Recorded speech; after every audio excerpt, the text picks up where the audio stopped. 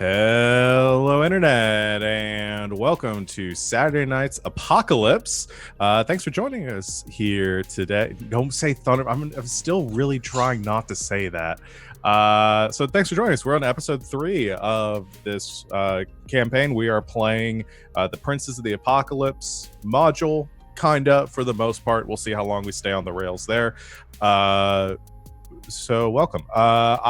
We're just gonna jump right in to our game with our recap, unless anybody has any announcements or anything else going on they wanna plug real quick. No. Okay. Well, let's get back to it. So unfortunately, we are missing Julie today, but hopefully she'll be back next week and we'll have the full crew again. So last time on Saturday Night's Apocalypse, your gang had made their way into the wilds around the city of Red Larch. You had gone to Lance Rock to investigate some ill omens that had been given to you by one of the denizens of this small settlement in the Desserin Valley. You fought a necromancer who I was going to say befriended. You didn't befriend them. You knocked them unconscious and tied them up and stole their stuff. But you left them alive. So we'll see how that comes back around. Upon taking their stuff, returned to Red Larch, received your pats on the backs, and learned the next day you discovered a sinkhole had opened up in the middle of town.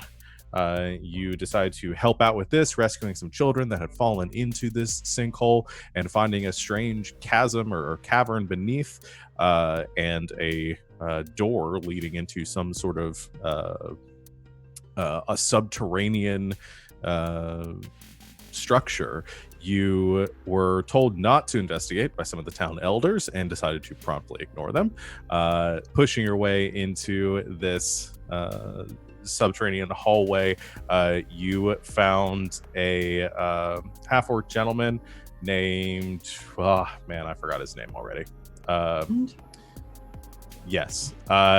You decided to trick this gentleman or convince them that you were supposed to be there. You met a small boy, one of the denizens of this town, who told you that his father had put him down here. You found him pinned underneath some rocks. He told you of a group of elders, a group of people in the town called the Believers, comprised of the town elders and some other important people around town who are worshiping some strange rocks down here, using them to make important decisions for the town based on the placements and the way they've moved. You investigated the chamber that houses these strange moving stones, and found a masked gentleman in there who attempted to talk their way out of there. I told you that they belonged to some sort of group or cult that was trying to take over this town. You did not take them up on their offer of letting them go or joining them. Instead, attacking, they, using their magics, knocked out Jazz and who was the other one that went unconscious? Thea. And attempting to run and giving you the ultimatum of allowing your friends to die or capturing them. You decided neither, as Fang pushed them underneath one of these levitating stones, and you triggered the mechanism that this person had unwittingly shown you, how these stones operated, causing the boulder to crush down on top of their head, killing them. You gave this information to Harbuck, the town sheriff, who thanked you and promptly arrested the town elders and began their investigation. And that is where we left off. So you have been given your kudos for that. And I think where I want to pick up is essentially, we'll say probably the next day. You guys have all gotten your long rest at this point. You're back to full health. You're all leveled sufficiently. And Harbuck is currently walking you out behind the swinging sword to his garage back there, and he throws up the door of the garage, and you see a imposing looking black and gray metal truck, this massive vehicle.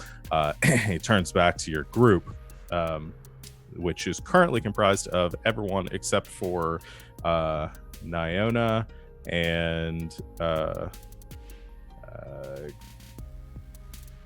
I have already forgotten her characters. Vivian. And Vivian is not currently with you.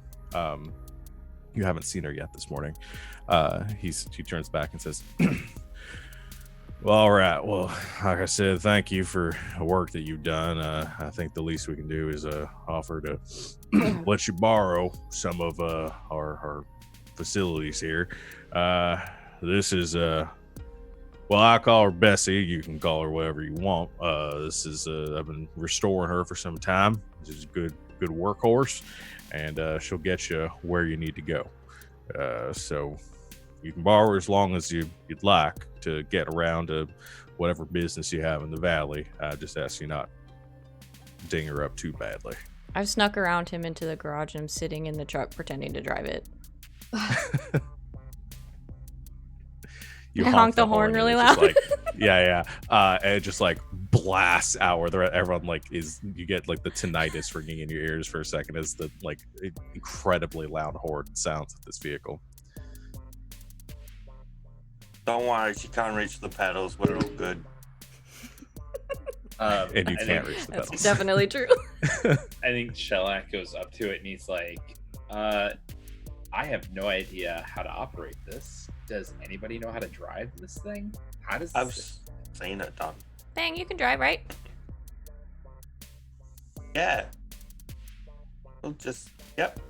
It's can't be hard. I'm well versed in the theory, but not so much in the practice. I'm sure you all figure it out. I mean, like I said, she's a tough old girl. I mean, you nick a few things along the road, it won't ding her up too badly. You know, just don't go driving her off any cliffs or anything.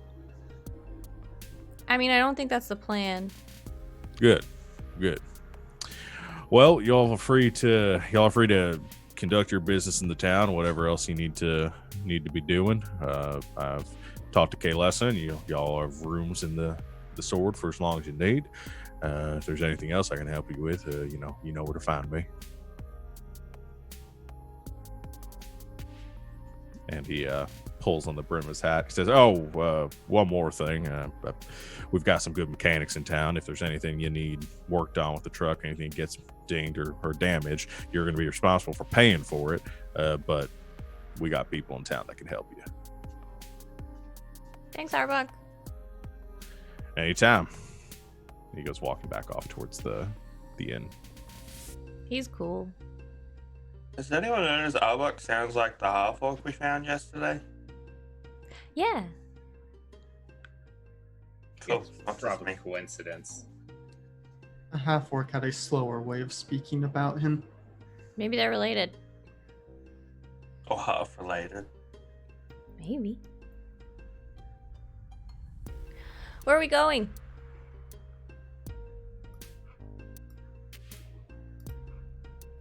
Well, I suppose that is the question. Cool, good talk. Well, the three of you are members of the Harpers, are you not? Yeah, we have a Okay. contact in town. Yeah. Fang's not Yeah. technically a member. I'm just a bonus you get. Yes, well. Yeah. I think Shellac is very much like, oh, this thing's really neat and all. I can't wait to take it for a spin, but yeah, I definitely want to meet the contact first before doing anything else. I have some business of my own to kind of take care of too. Yeah, we should see what's going on. We should Also- also find Vivian. Yeah, where does she go? Why do they keep wandering off? Did she get portaled too? You can go and check her room in the inn. I can search for magical traces. As you say that too, there is a sudden sort of chill in the air, and directly between all of you there is a crack, and then the rift that you saw before opens to that gaping sort of swirling mass of energy, and then just sort of tumbling out of it and falling into the dust at your feet, you see Iona. That's what you were talking about. Ah, that is one mystery not solved, but are you all right? I depends on what you're asking about. Physically, yeah, I'm fine. I'm great. We're doing Emotionally? okay. We're struggling. Oh no. I'll pick them up off the ground. Just a simple, like, lift up, back on your feet. Thank you. Thank you. Oh, Fungus goes back. And I think you can see too, like, yeah, not injured at all, but her hair is just like all over, like it's just like swirled around, and you see there's actually some ice buildup on part of her like bag, and then there's also like her boot is just like caked in mud. I mean, it looks like she's been through the ringer. Where did you go? You know, it was a really crazy place. There was a whole lot of everything, you know, just everything. Nature, fighting, every other nature. I don't know. There were some big things in the background. And this really scary thing. I don't know what it was. I didn't get a good look at it. I was back here before. I really got a great look at it, but it was like an eye. Wait, like an eye? Yeah, Like a me or like an eye? like an eye, like my eye. Uh-oh. Yeah. It was Are you spooky. following us? Maybe that guy was onto something. I don't know what you guys did. Did you guys have a good day? We met a You crushed necromancer. the guy's head. Yeah, we did that too. Yeah, we definitely did that. Also, I learned how to do this apparently, and then I just stand outside and just start shooting sunbeams out of my It's face so into cool! the air. And I'm Why like, does everyone do that the first time they get that ability? Everyone it's just wants cool. to be DBZ. I mean, wouldn't you, like, if you just randomly woke up one day and you stretched and the sunbeam came out of your hand? Yeah. Is literally the first thing I would do. Instead of Sherlock's arm coming out of the shell, it's just the light. And he's like, I didn't mean to do that. Oh my god, I could turn into Gamera. I have a new subplot. I gotta think about that. Anyway. All right. Okay. Yeah, we met a necromancer and he talked about a weird eye. Did he? So there's that. Yeah. Did he describe the eye? Powerful Oh, okay. and watching, It was evil? all knowing. They were just Physically, watching over it the didn't say valley, that. watching for weaknesses. Yeah, I Yeah. like physical description wise, so you didn't say a whole lot. Okay, well, the eye I saw was purple and didn't look very good, so maybe it's the same eye, because, you That's- know... Yeah. I think it's the same one. Oh no, man, was that guy right the whole time? I Oh, told crap. you guys we should have been nicer to him. He almost killed us. No, not really. He didn't. He was going to. Not really. He tried playing fetch with me. I don't like people trying to play fetch. I think you're misinterpreting his actions. He had a stick and a bowl. Yeah, it was a wand, but They're, okay. they're fetch games.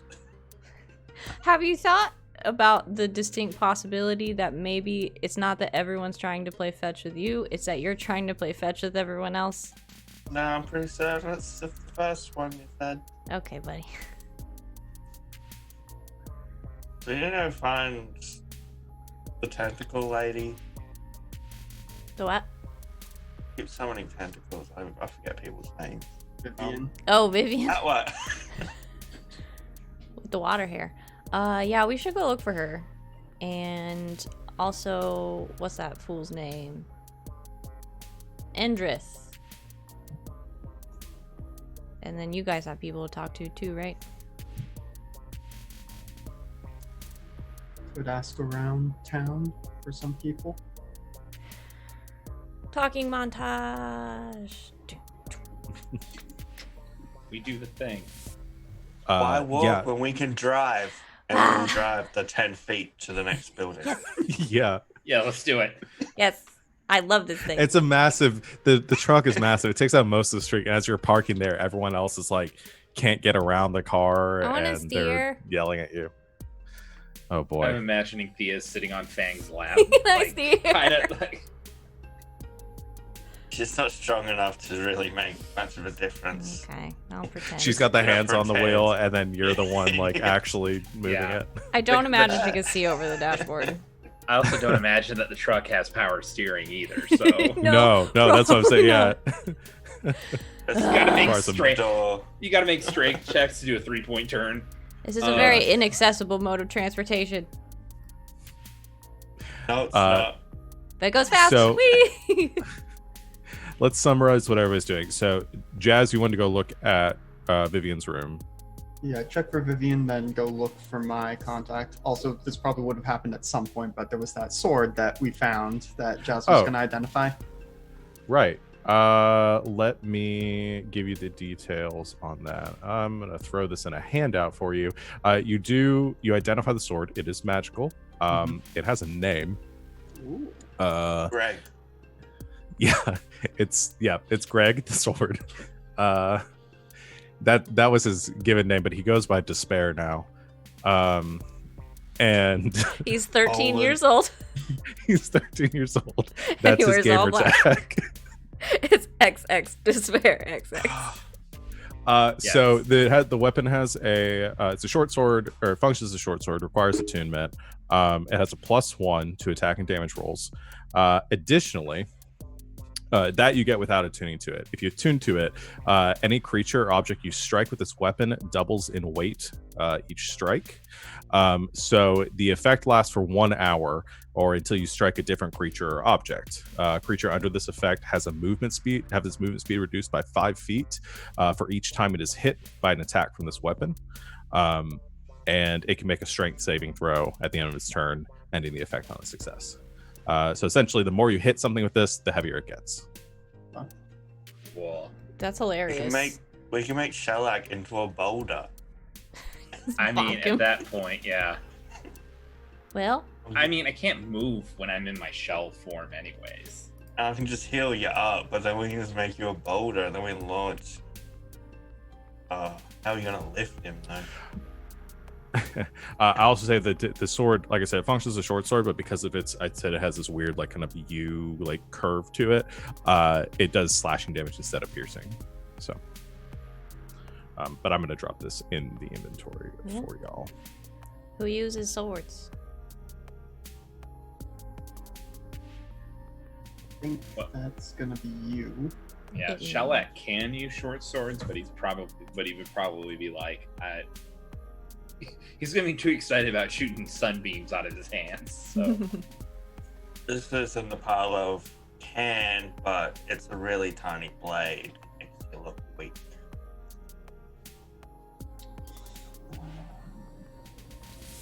Jazz cannot, certainly. Just looking to see what would happen if I still gave you the +1 weapon attunement. Oh, if they stack. I mean, it seems like it because it says this magic weapon grants a +1 bonus to attack and damage rolls made with it. So the way that one of those weird, I did do a little bit of dig on this. So the +1 enchantment is the same thing as like giving somebody. It's like any other enchantment. It's not adding one. The +1 enchantment stands as its own, so it would replace another enchantment, but they don't stack. So, Gotcha. But that mean you give it to somebody else. yeah. So, okay. So sounds like we're giving Thea despair. Greg! Greg, also known as Despair. I've got to add that to the sword's description now. Not a name to Fallen, but Is it? Should've Did you put done. it in a handout somewhere? Oh, there it is. Yeah, you should I be able to see found it. it. All right, so now it's Greg, aka Despair. Should put Yes. space there. Oh, I really gotta get dual wielding, huh? That would be really good. But like I said, or you can read over it. The saving throw, everything else doesn't apply to objects or the movement speed reduction, just the doubling the weight. Cool. All right. So, you are. Let's start with looking at Vivian's room, like seeing where she's gone first, and then we'll go to the individual scenes of you talking with your contacts. So, Jazz, is anyone accompanying Jazz to look for Vivian, or I'll everyone go. else going that way? Okay. You guys head upstairs to Vivian's room, or the room that she's been staying in. Knock on the door. No answer. You creak the door open, and the room is currently empty. She's not inside. Her stuff is gone, and there is a note sitting on the cot, the bed. You pick it up. Note. Yeah, you pick up the note and look it over, and it just says, "BRB. I'll catch up soon."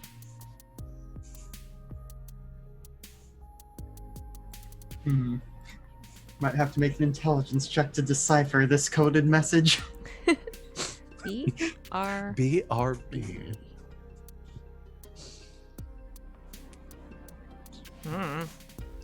Not sure what the first part is, but I suppose we'll just have to trust that she will catch up soon. Okay. Because this game is technically the future, I like to think that there is like a subset of society that has retained all like internet lingo. It's pre-collapse. It's their own language. This is going to be, I'm inventing a new language. It's internet, and if you guys gain language proficiencies, you can pick that up. Oh wait, it's thieves' cant. I was going to say, is it just deep speech? Yeah. The speech of the elder ones. This is the lol. This means something.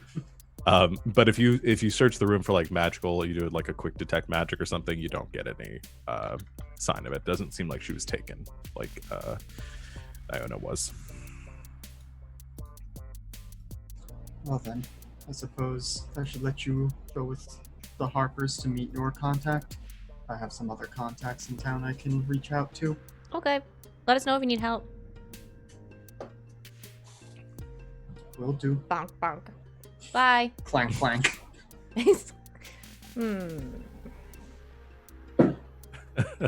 Walk away.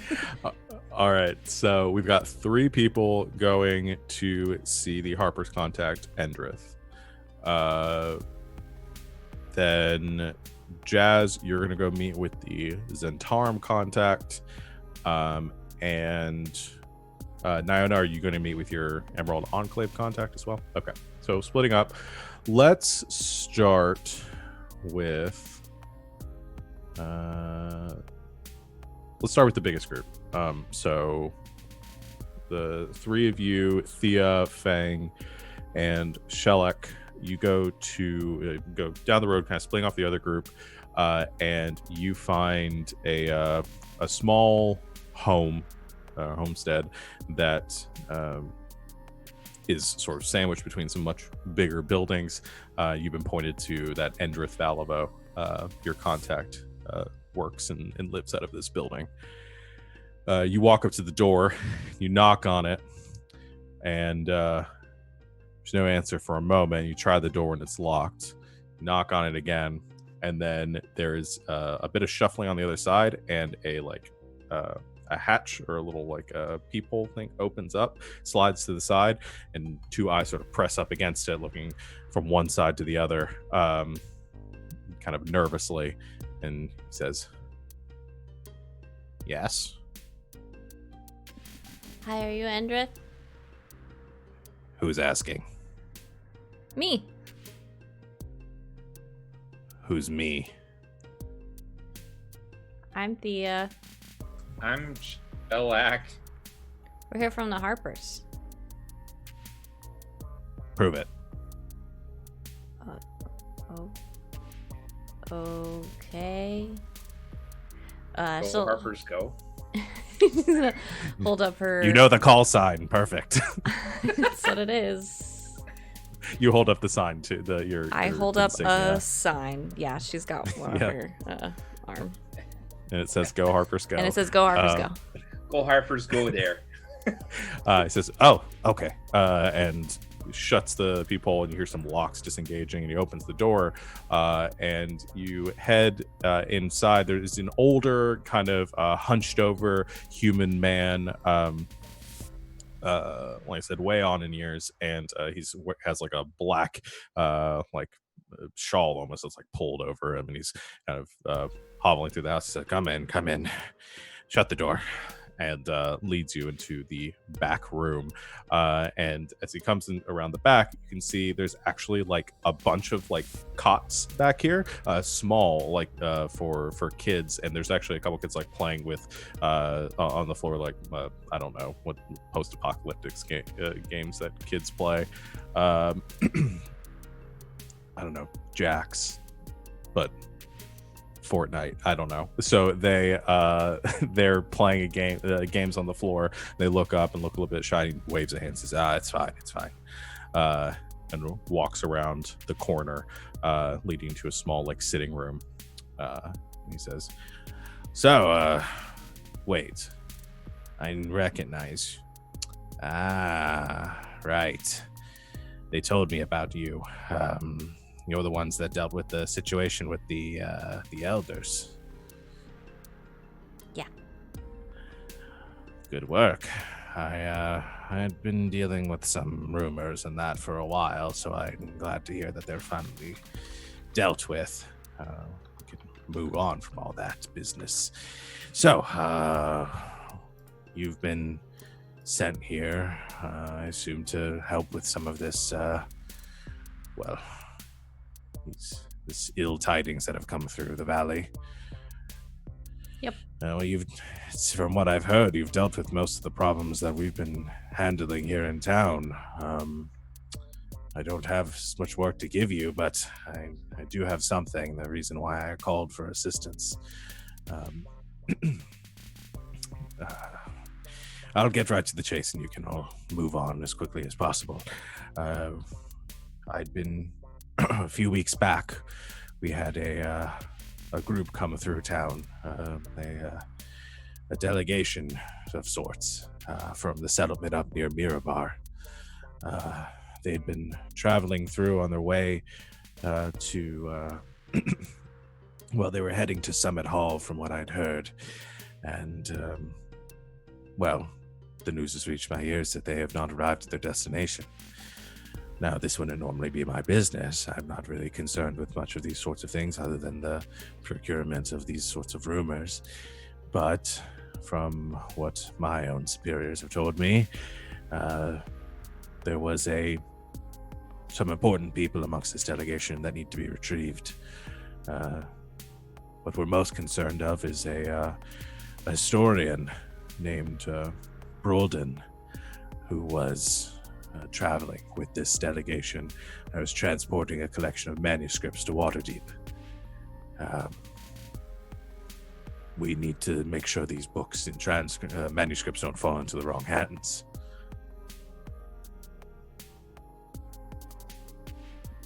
Cool. What are they?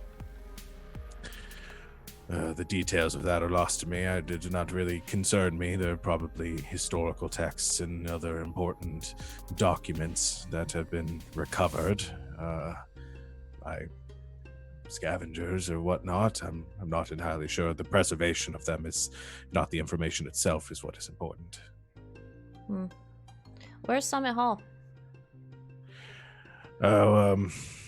It's across the valley to the east. Make sure this map is oriented correctly. Yes, to the east. Though I wouldn't recommend traveling there directly. The delegation would have been traveling north through the path through Sumber Hills up to Belliard, across the Stone Bridge. And from there, they'd leave south to Summit Hall. Why can't you go straight there? Well, if you did that, you'd be going straight across the valley, and it's not a safe place to be.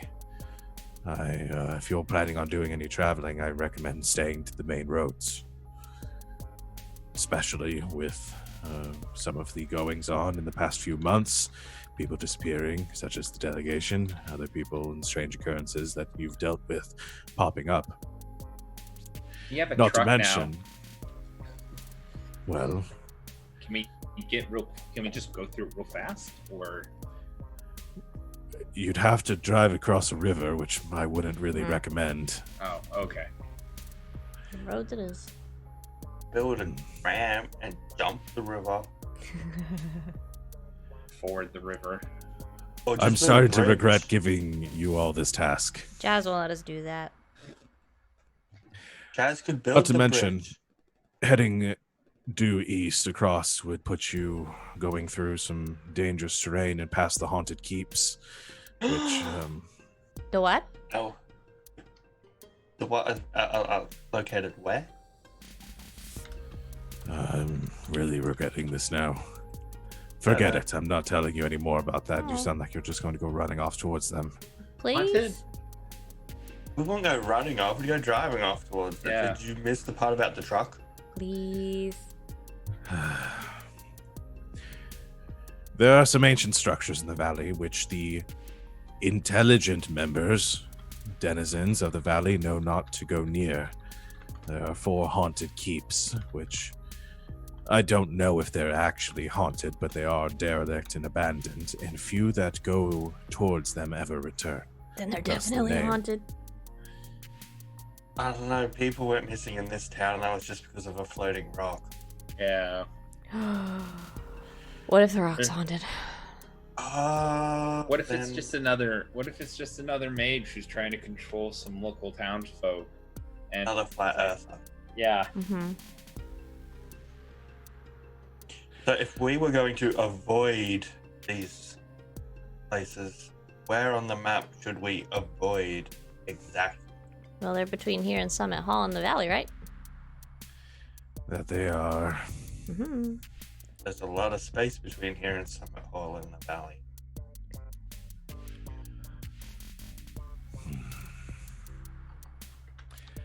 He Okay. Part of the moves- harvest. he moves to the side and he pulls out a piece of parchment, unrolls it, and kind of sketches out a crude map for you. And he says, if you're certain on this, I honestly can't keep suicidal people such as yourselves from doing this sort of reckless activity, but if you're going to do it, then I might as well, I don't know, remove myself of culpability or liability for this. So yes, here are the locations for these, and he marks them off on the map. He marks the first one. He says, there's a spire to the east of here. As far as I know, there might be an organization that has already investigated this area. We've heard some strange rumors of fools on winged creatures that have been circling this area. And he marks one right here. Says to the north of that and more to the east, there is a congregation of druids that have taken up residence around this one. Again, foolish individuals, as I've heard. Marks this one here.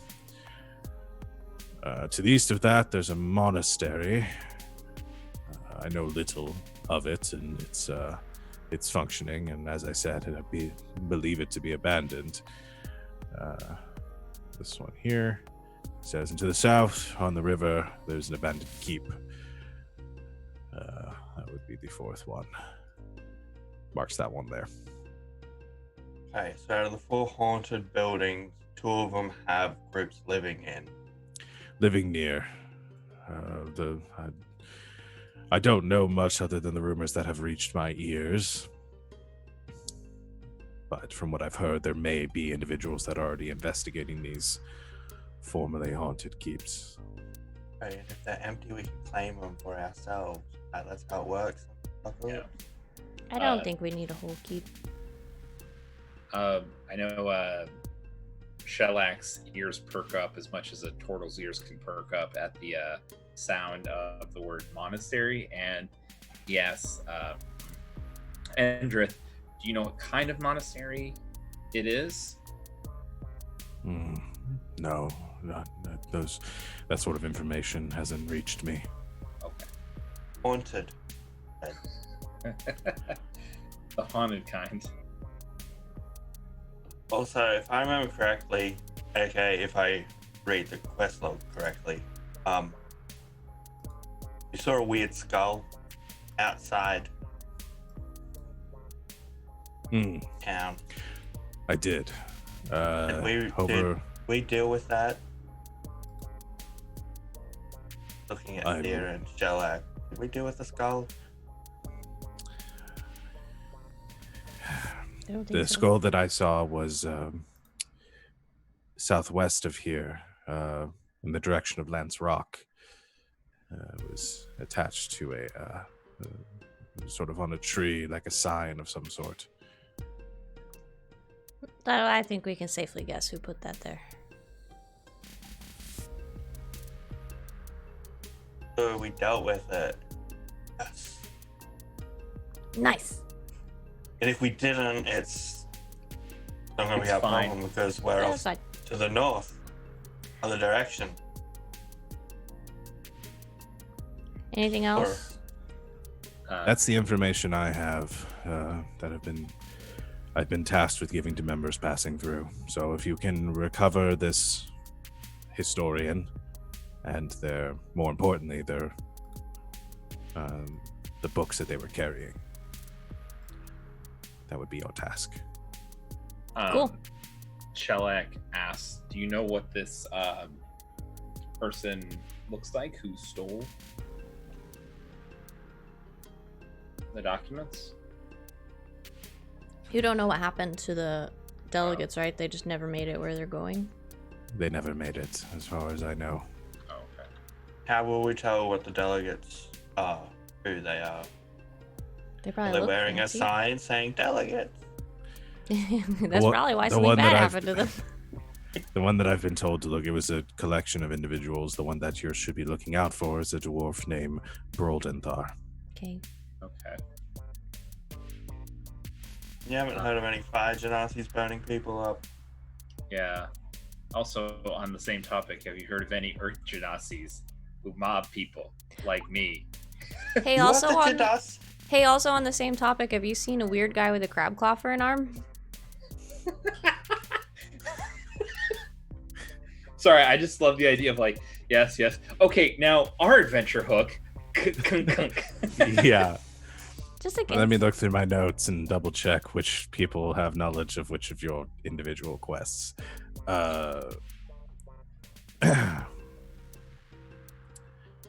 All right. So you looking to Fang says, you were asking about a fire genasi. Yes. One has not passed through here in recent memory, but I am aware of some potential that there was some speaking or some conversation of a group of druids that have made their way towards one of those keeps that I spoke to you of. There were some fire genasi traveling with them. I don't know if one of them might looks be like the one they were we need- speaking of. Avoid these buildings for the player. I get it. maybe he's there. We know a druid. Oh yeah. Fungus Girl could probably make. Do they all know each other? Oh, probably not. I mean, there are different types of druids. We can find I out. think. The other two of you, he looks to you, Sherlock, and says, as far as a Earth Genasi, I can't think of one that might have matching the description that you are giving me. He went by the name Mud Sorcerer. Does that help? What? Mud Sorcerer. Strange name. That's a bad name. It's a very bad name. Says I I can't didn't write think it. of I can't think of one of the. There hasn't been someone of that description that's passed through here, but I do know that there have been some attacks that have to the south of here, coming up from Wamford, near the Barge Ride Inn. There have been some mudslides and other attacks that might fit somebody calling themselves the Mud Sorcerer.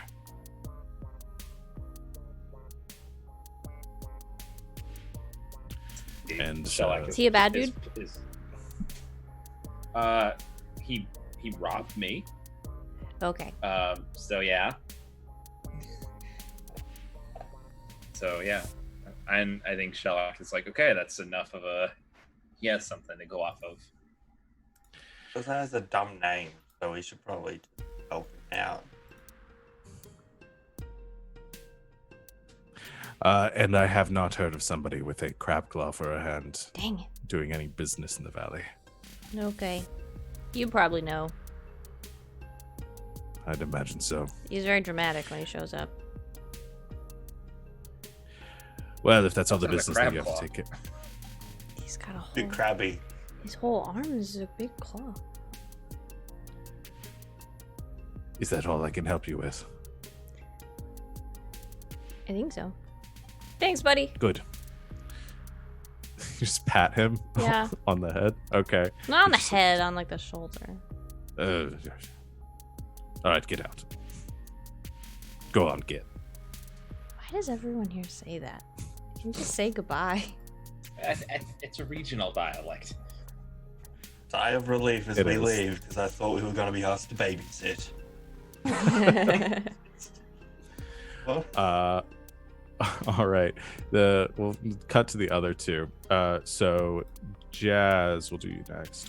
You make your way to your contact in the town is Mangabarl Lauren. Just gonna call him Mango. They have a home on the other side of the town. It's actually kind of separate from most of the other buildings. And he's currently is a thin sort of human man, currently sitting on like a chair outside of their dwelling, reading a book. As you come walking up, he closes the book, gives you an eye, and says, "Stranger, greetings." Greetings and salutations. I hear you might be one to ask about if one is in need of work for a certain organization. I can provide work if work is what is needed. You have anything to show your allegiance to a certain organization? Gonna use the ability I have to put small images on things and make the Zentarum symbol appear. Sees it and then sort of waves his hand. All right. Well, I've been told to be on the lookout for a potential member passing through here for some work. So good. I'm glad to see you're here. You're looking for... Oh, you were with the group that came in the other day. Right. I'd been speaking with some neighbors about that. With the terrible business with Ilmeth and the other elders. Good work there. What sort of business are you looking for? I suppose mostly just checking to see what needs doing around here. Well, it sounds like you and your traveling companion has been pretty busy from what I've heard, but, well, the only business I have to speak of is some idle gossip regarding some travelers that have come through here recently from Mirba. If you're on the lookout to travel through the valley, I might be able to give you some work. Now, is this going to be basically the same quest the others got, or is this going to be different? No, it'll be a little different. Yeah. any leads for work, so long as there is suitable reward. Well, what I can tell you then is this delegation was passing through on its way to Belliard, or to Summit Hall by way of Belliard. Large group, the one that organization is concerned with. Double checking here.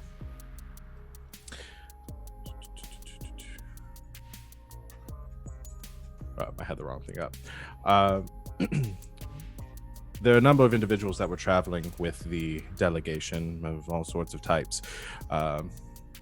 We are interested in rescuing them for the sake of potentially owing some favors and getting some good faith for the network in the valley. Particularly, the delegation was traveling with... Where's my notes? I've got a lot of stuff here.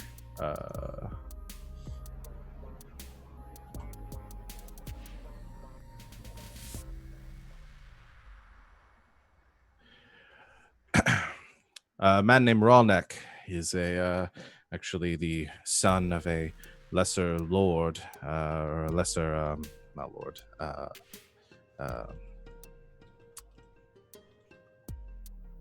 well, a leader up near Mirabar, an important figure who the network is trying to make contact with and making arrangement with for some time now. And, well, his father has a lot of concern for where his son has ended up. So if you're able to locate them, could potentially give us some favor here in up that way. So I would recommend finding them and making sure that they're safe. See what I can do.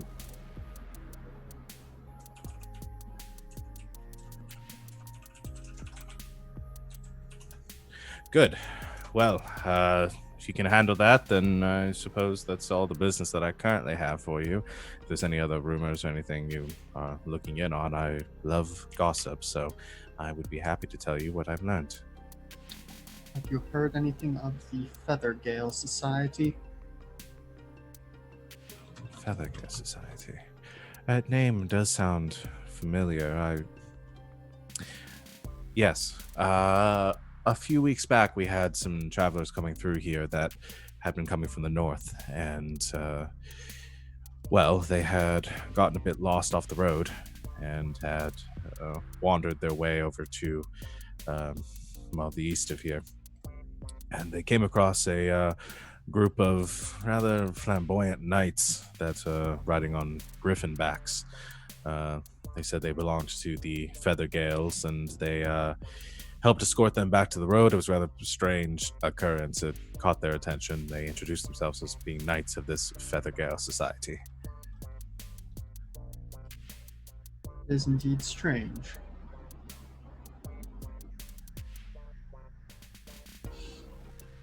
Well, I thank you for this knowledge, and if I am able to secure the safe return of this Rawneck, gonna want a spelling of that at some point. Should I bring him to you? Where should I bring him to? Oh, as long as you can make sure that he finds his way to a safe settlement, and with the means of making his return to Mirabar, that should be enough for the network, enough for us to secure our our foothold. As I said, I will see what I am able to do. Excellent. Well, if there's anything else you need, I'll certainly be here to help. I don't tend to travel much these days. I imagine I will be around town, but my group has recently acquired a vehicle, so who knows where our travels will take us and for how long. Well, I'll be here.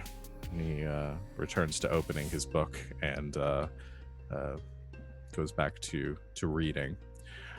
And the last conversation with Nyona, you find your contact in town is a human named Halia, who has a you find at the end of one of the roads and towards the center of town on the corner, and you're drawn to it because it is the only home in this town probably that smells nice upon approach. There are some like potted plants sitting in the windowsill, and the exterior of the home has this very like sort of well decorated and kind of gaudy painting to it.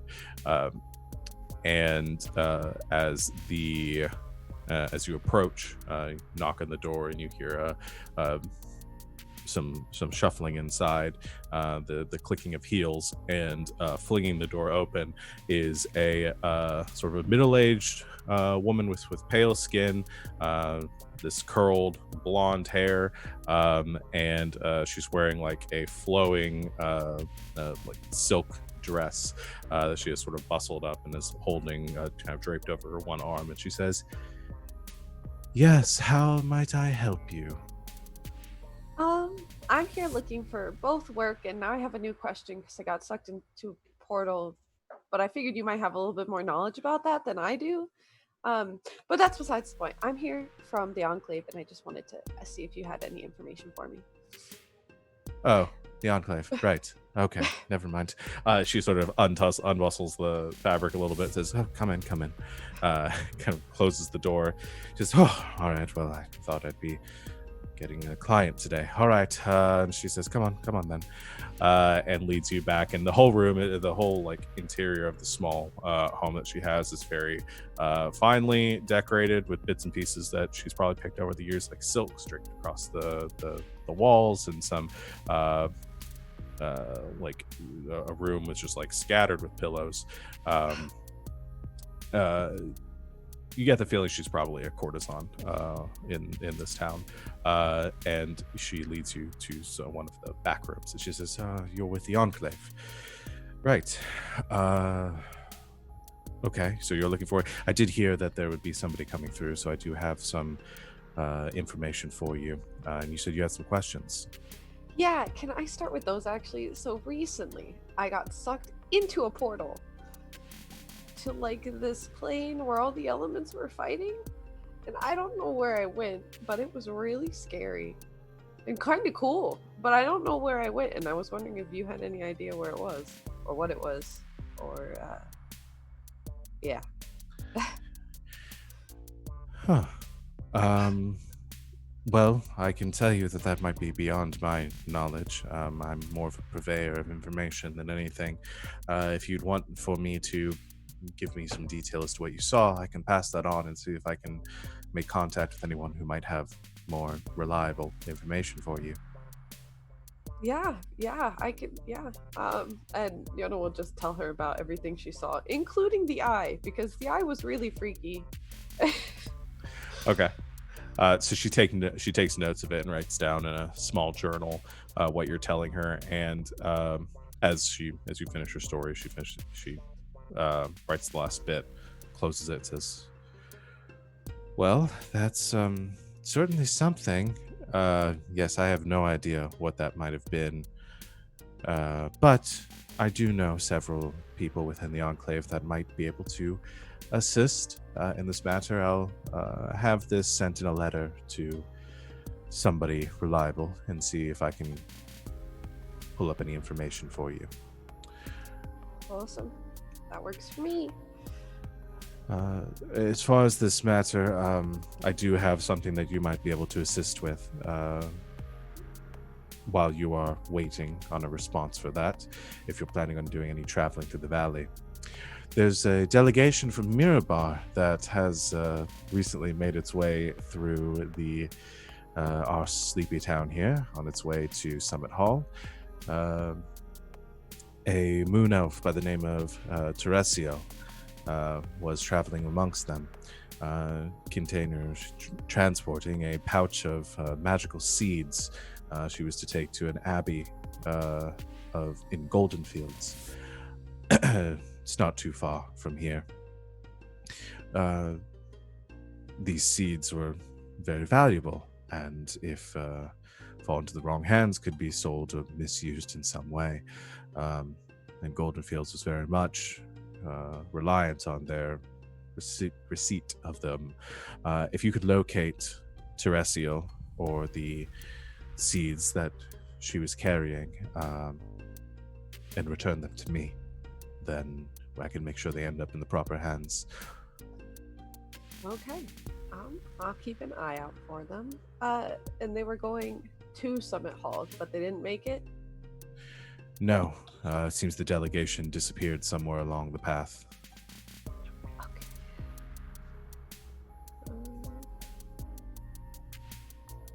Okay.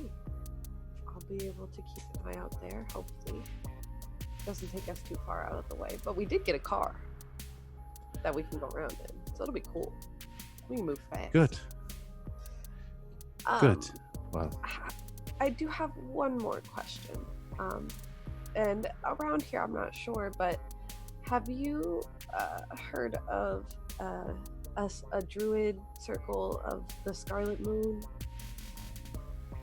Anywhere near here?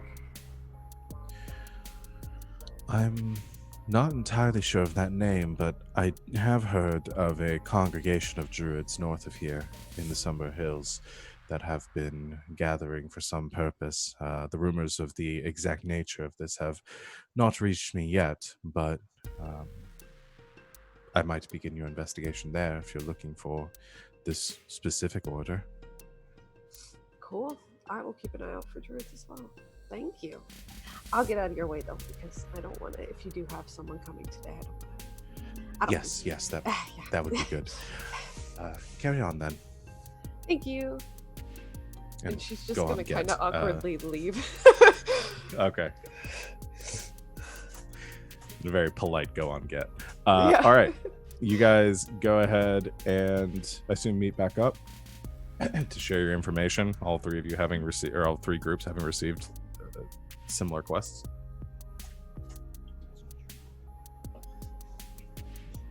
Guess there is We'll see. a question of who shares their info first and how much, because Jazz would mention, delegation, and just be like, oh, I heard about this, we should go help them, but not mention specifically who they're interested in, given the nature of their contacts group.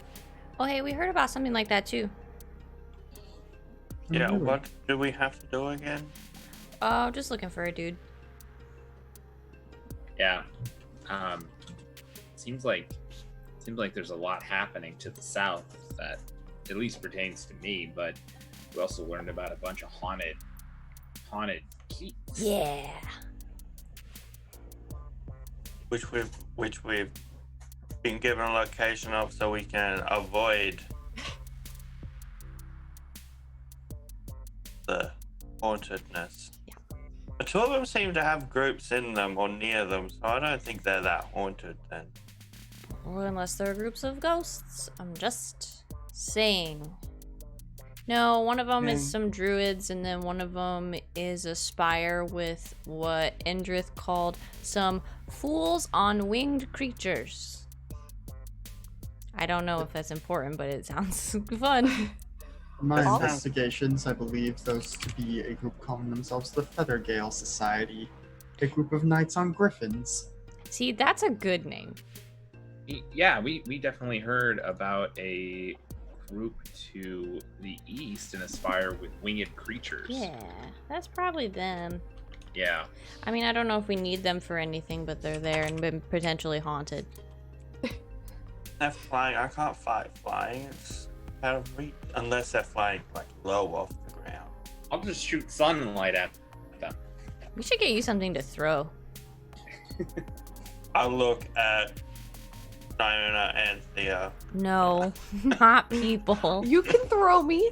I'm all for that, as long as it's not like off a cliff or something like that. As long as it's like a nice throw. A nice throw. Could be off a spire. No, That's not a cliff. I'm gonna It's throw not a her- cliff. That Oh. wasn't in my yeah. Okay. I won't unless we'll attach a rope to. We'll only break a Hempen or couple silk? bones. Silk is her friends. I'll take it. I'll take it. I'm okay with that. But I've also heard of the congregation, the delegates moving that way, and I'm interested in helping them out as well. Yeah, we should go see if something happened to them. Okay, so we're gonna drive northeast through Sure. the valley. Those words don't mean anything to me. We're going through the valley. Follow along the path they took, see where they went wrong. Did you guys, since you guys know about these haunted keeps, Mm-hmm. did the delegates go by those and disappear, or did they go a different kind of? Well, I think they were taking the roads, right? So, like, kind of, but not really. You would have to leave the main roads by a good anywhere between 5 to 10 miles to reach any of the keeps. No, probably not. Okay. Did they make it to Belliard, or I don't think we did know. they not make it, and that's what the issue is? I think we just know they didn't make it to Summit Hall. Yeah. You don't know where they went missing. Okay, let's hop on in the the road. truck and say, hop in, losers, we're going on an adventure. Shotgun! What if is they the name of that shotgun? group? Crossbow! All right. You call crossbow, so you get passenger seat. And shout to the music, don't mess up. Is anybody proficient in a musical instrument so we can have our own kind of doof warrior? I have a pan flute. Perfect. I Are also you have a pan proficient? flute. What? Go fluting and it'll be wild. Pan flute duo. We're playing Yeah. pan flutes in the car. Two little people. Maybe cobble something together stomp style with my various tools. That's a good idea. This is a great thing we're doing here. Now I'm just picturing dueling pan flutes. So the dueling banjos just... I think Shellac would learn to either play the spoons or like the mouth harp. With the spoons, because she eats soup with spoons. And it makes it easy to correlate with action. Yeah. So I guess we're off drive. Should we leave a note for Vivian? Like, we've headed off. Or we let the the tavern innkeeper know, like, in case Vivian comes looking for us. You know. I don't know why That's where she'd we come went. looking for us. We literally met like 2 days ago. She said she'd catch up. Yeah. I like her. I hope she comes back. Yeah. There is With more safety in snacks. numbers out in the wastelands. Okay, road trip. Do we need to get stuff? Alright. Do we need to like stock up? Does everyone have stuff? I can create water Great. and I can clean food if it's poison. Hopefully it doesn't come to that.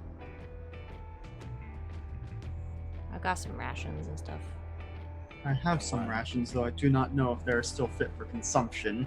Didn't probably pull them out. They're probably like jerky and probably still good, but they might be looking a little gammy at this point. Do you 'cause eat? I have no need for nutrients and Cool. consumption in that sense. Man, that's handy. Is like Shellac asked Jess, are you solar powered? Can he charge you with his fists?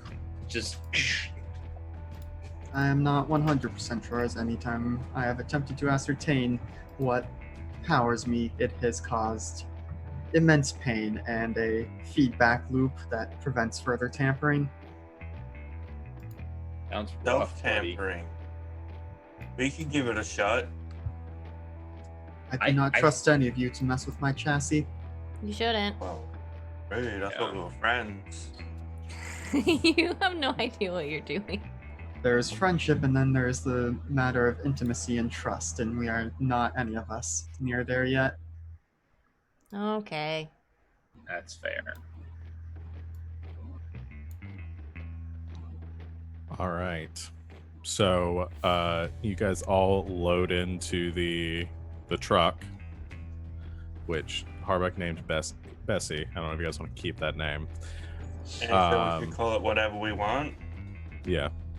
Well, until we come up with a name, Fane's just calling it whatever we want, because that's what he got told to call it.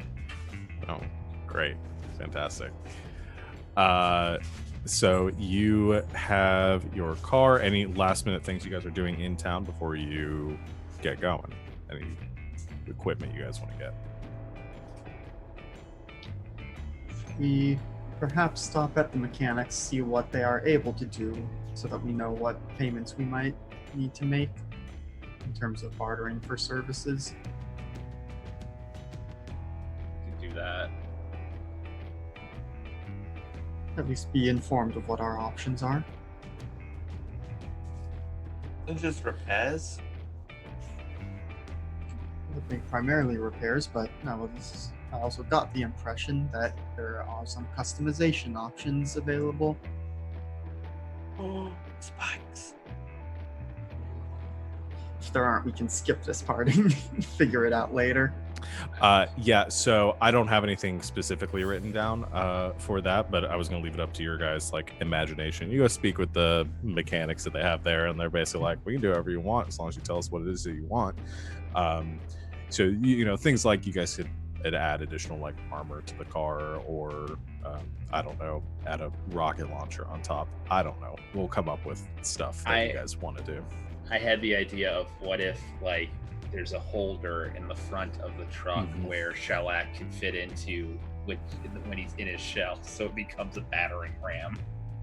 I mean, I get a 21 AC, and I'm full of spikes. I am already thinking, because hasn't happened yet, but Jazz can make Eldritch Cannons now. Well, I don't think I can make a perma one, but getting the idea of like putting a harpoon gun turret on the truck, you know, kind of like in Sea of Thieves, how you've got those. Or some kind of like light crossbow situation. Yeah, some kind of ballista for offense. Harpoon would help me turn sharper corners. In fantasy Okay. world, yes. Mythbusters disproved that one, though. Let's get a lift, kid. Yeah, but we have magic in this world. I'm pretty certain we can use the harpoon to help. Yeah. Drifting off on a cliff, and our back tires go off. The harpoon's keeping us up. We got this. And as far as bartering, I mean, if you guys find valuable things, you can potentially trade those valuable things to have upgrades done. Somebody Easy as regrets that. getting rid of gold. I don't regret it. I don't regret it at all. You guys just have to find something interesting that you want to trade for it. So a magical item or something like that that you guys don't want to trade it for. I mean, we got those gems. Gems might work. The gems are probably like the lowest form of currency that you Yeah. could trade for like less like intensive things. You know, or use it for like spell casting and stuff if you guys need gem components, and save it for that. But yeah, basically the more valuable an item is to you guys, the more you guys can trade it for. Can I show the mechanics those like mirror bars and ask them like, what do they know about these things? Are these worth anything here? Okay. So they're trade bars from Mirror Bar. Okay. Yeah. They're not mirror bars. One word. So the trade bars, they probably wouldn't be worth much here because they're mostly used as a form of currency in Mirror Bar. But if you find somebody that's going to Mirror Bar, Okay. might be valuable to them.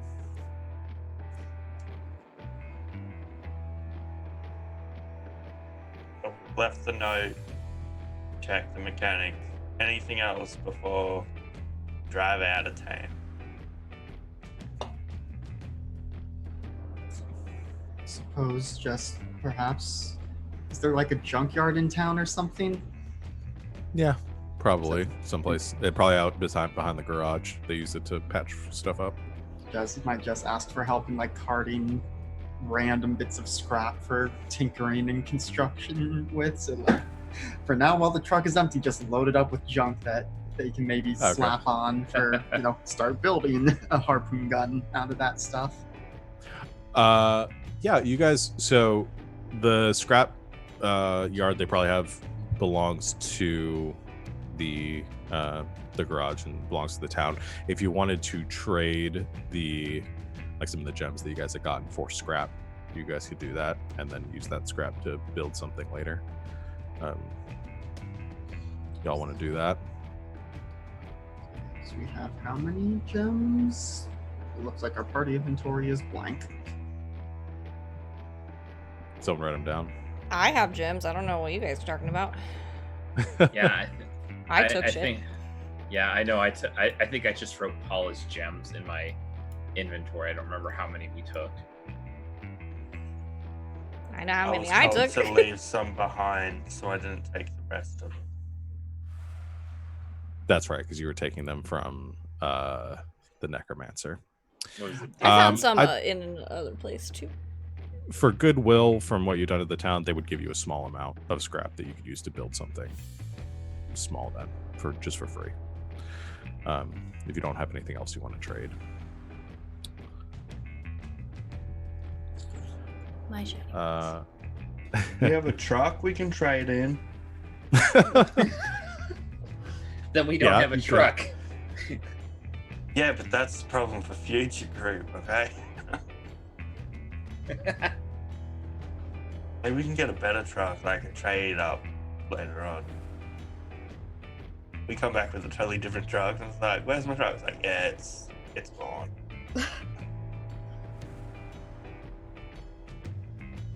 So we All right. start driving.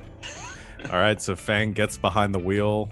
Everybody else loads in the back. Some of you with the scrap that's now piled up back there. Some of you in seats up in like the cab. And Fang, the vehicle, the truck roars to life as you start it, and you begin to kind of pull out of town. Harbuck comes out of the swinging sword and gives you a nonchalant wave as you pull out of the main sort of gates of Red Larch. And then go roaring off. So which direction are you going? You guys taking Larch Path up through the Sunbur Hills, or is your plan to go up to Westbridge and then follow the Stone Trail? Which way did they go? They went through. They Sunbur would Hills, have didn't gone. They would have gone through the Sunbur Hills through Larch Path. Well, Larch Path it is. All right. I say we follow that. Okay. You guys don't be quiet in the back. I will turn this truck right round and we will go back. I just wanted to say that in a game. And now you have. You begin to drive off then, and I think we're going to go ahead and take our break there because we're about at the halfway point, and we'll come back to see what happens next. So stay tuned with everyone in the chat. We will be back real soon to continue our story.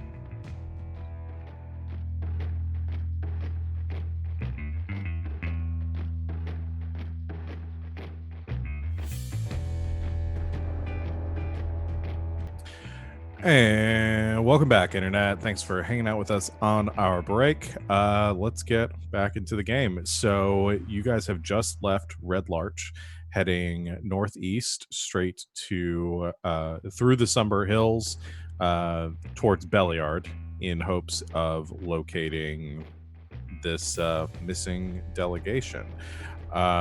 You have, with your car, you can travel a good distance in a very short amount of time. The truck is pretty rugged. This path, the Larch Path, is not the most well-traveled road. Not very well maintained, kind of cutting through the valley and through these hills. But you're able to sort of power through most of it. As you travel north for most of the day, reaching just on the other side of the Sumber Hills. You don't encounter much during your travel or during your drive. It's pretty, by and large, pretty uneventful. Eventually, things begin to sort of level out as you come through the other side of these hills, and you can see the river cutting through the Desserin Valley, the River Serban, or make sure I have that right. No, it's the Desserin River, where you're currently at. That is sort of winding its way through the valley, and off in the distance you see this impressive, this massive structure, the stone bridge, that you are currently winding your way towards. It's a about 3-mile long bridge, constructed of one solid piece of stone. It's this impressive, like, massive piece of dwarven architecture. The width of it, though, it's pretty narrow, probably about like 15 feet wide, with no railing or anything like that. Just this one massive, almost like an archway, cutting across, or moving across the river. And you can see that far in the distance from your view. As you are approaching the bridge, though, you've passed a couple of people moving along the valley, some on vehicles, some walking, most of them not really paying you much attention, moving in like small groups through this desolate expanse. You do pass one last group as you're approaching the bridge. You see a couple of individuals around a car that appears to be parked on the side of the road. The vehicle appears to be broken down. It's got some smoke coming off of the front of it. There is 2 people that are sort of fiddling with it and got the hood popped up and are trying to mess around with it to get it to work again. And one of them kind of standing off to the side, watching your truck approach. They sort of wave you on as you are beginning to come up towards them, motioning for you to pass around them. As you kind of go off the road a little bit to go around the vehicle. Talked about this last time. I know, Thea, your passive perception's a 16, Fang's is a 15. What is Niona's?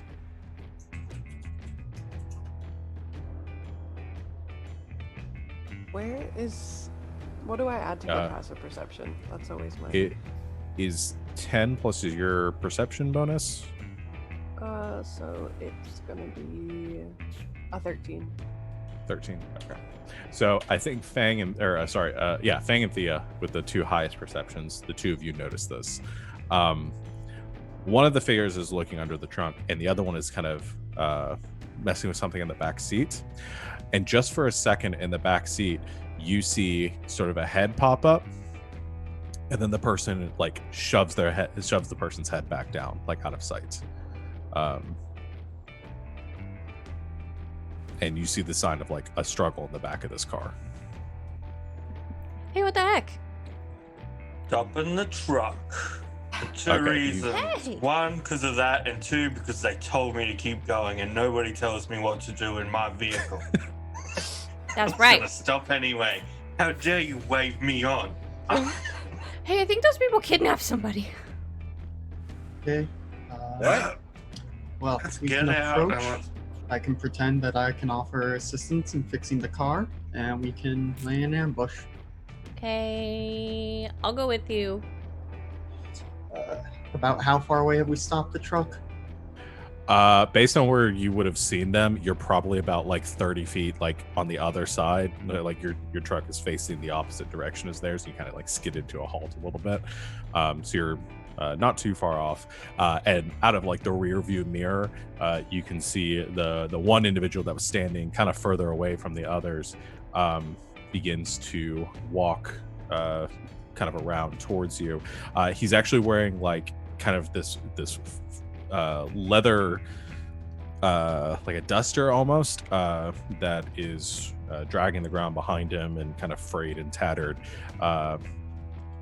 and has this bit of patchwork, and he's got this helmet that the visor is currently pulled up, and he is currently like coming around towards your car. Oh, we'll get out. You guys stay here. For getting out, I am going to create an Eldritch Cannon. Gonna make a teeny tiny one. I think gonna go with the flamethrower version because I'm planning to get up close. Mash that A button really hard to speed up your crafting. Yeah, it's a mix between the Animal Crossing crafting and Torbjorn just smacking the hammer against the thing. Okay. Grab some of the scrap metal, use some smith tools, which Jazz magically created this morning. Can just do that for free. And cobble some scrap material together until it forms into sort of like, in this case, it turns into almost like a wrist device, but pretty compact and shouldn't stand out too much from the rest of their arm metal. Okay. And so Jazz, who's getting out to speak to this person as they're approaching? Seems like Thea and Jazz. I'm gonna go because Jazz is kind of scary. And I'm more disarming. And everyone else is staying in the car right now? I was told to stay. Okay. Good boy. As you as you are told to stay, Thea and Jez, the two of you hop out, climbing out of the truck. The man approaches a little warily, doesn't get like too close, probably stops about 15 feet off. Kind of looks a bit suspiciously and says, "Hey, Hi. howdy. We're all good here. We'll get this running in a bit. Y'all can keep going." Well, quite clearly you are not, whereas I have some proficiency with mechanical matters and should be able to get your vehicle up and running in just a short little while. We have some extra tools. Kind of looks back towards the truck and sees like the guy just like banging on the hood and just says, "God damn it!" Something apparently goes wrong. Looks back to you, Jazz. I'll have one of you make a persuasion check or deception. One of the two works. You're probably better than me. Yeah, I've got decent persuasion.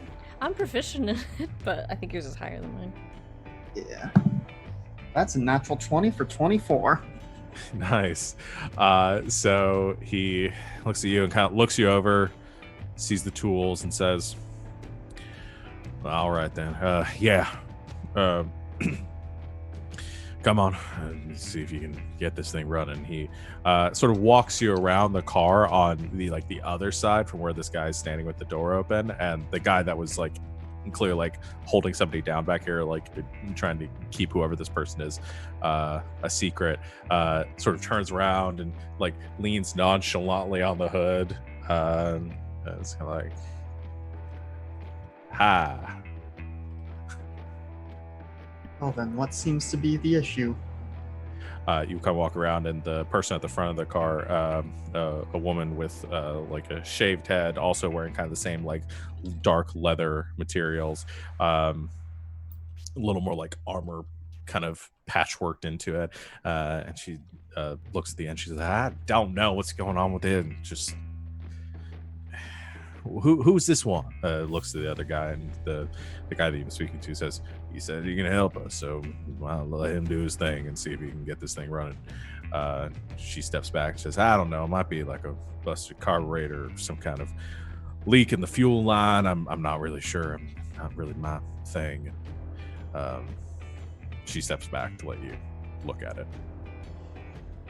While they're talking about the car, I'm just like going around the other side, like, don't mind me. Okay. So, yeah, we'll step up to the hood, try and diagnose it, but not gonna start trying to fix it just yet. Talk to both of them. Okay. I'm over like behind, like, So, what happened? Did it just start like this? Did you hit something? What seems to have prompted the issue? The guy that you've been speaking with, that seems to be like in charge of this group, just kind of says, "Well, we were making our way south through the valley here, and I don't know, we coming over the bridge. We hit something as we came off of it. I hate driving over the bridge. It's just we hit something in the road and started smoking, and I don't really know. None of us are really kind of inclined to that sort of thing. We're told that it was fixed up and it should have been able to get us all the way back. So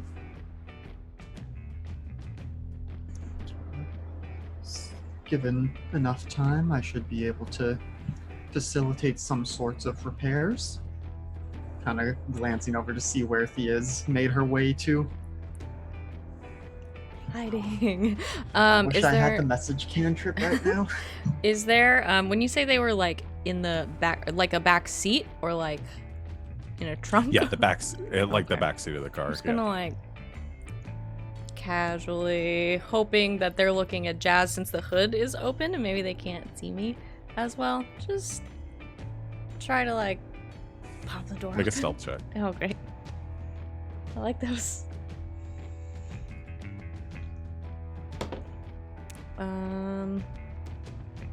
22. 22. Okay. So you kind of sneak around like behind everyone. Everyone's attention seems to be on Jazz right now. And you look in the back and you do see somebody like not in the seat, but like lying on like almost the floorboard, behind or in front of the seat or between the seats. The young man. He looks like he's currently tied up, like his hands are bound in front of him, and looks like his legs are tied too. He has this sort of wind toss looking white hair, streaked with gray, and these sort of yellow gold eyes. Looks like he's some sort of like Asimar, probably. Oh. And he has like a gag over his mouth too, and he gives you a look. Yep. Just kind of. Try to pop the door open. Okay. Pop the door open, kind of creaks a little bit. Are you okay? I meant I'm okay. Take my dagger out and just like cut him free. Okay. You cut the restraints on his hands. Yeah. I meant where you hurt. Okay. I mean, do I look okay? I meant like you physically injured. Did they kidnap you? No, I volunteered for this. Listen, I'll tie you back up, motherfucker. I don't say that. She doesn't cuss. Yes, I'm fine. Get me out of here. Okay, come on. Just be careful. These Bad dudes. fuckers are real bad. Yeah. Okay. So you're gonna try to help. See the Jazz, you're kind of up there like messing with the car. So you're actually trying to fix it all, or you're just kind of messing around with it? Right now, Worse. still messing around, not using mending yet or anything. Still figuring out, is this something that I could fix? How long it would take? But not doing any of the repairs yet until I figure out either if Thea gets discovered or gets away with Okay. whoever it is. Get ready to run Just with in your- case. Just with your basic knowledge, looking at it, it's probably something that you could fix. I don't know that much about cars to go through all the detail of it, but Neither you can. do I. It's probably something you could fix. The car could probably run for a little bit longer, but it looks like whatever's happening is going to continue to get worse until it gets patched up. Probably some of the scrap that you have and your own knowledge, you could patch it to get to like an actual garage to like swap out some of the parts that are clearly going out. Well, it appears that this car is on its last legs, or at least, these parts here, and kind of pull one of them over and start pointing things out. And I can, using some of my supplies, patch it up enough for you to get into town. But you will need to fully replace this if you hope to keep using the vehicle. I'm gonna have your new friend here make a stealth check. I'm trying to like go like back behind the car and kind of like farther off and then like skirt around.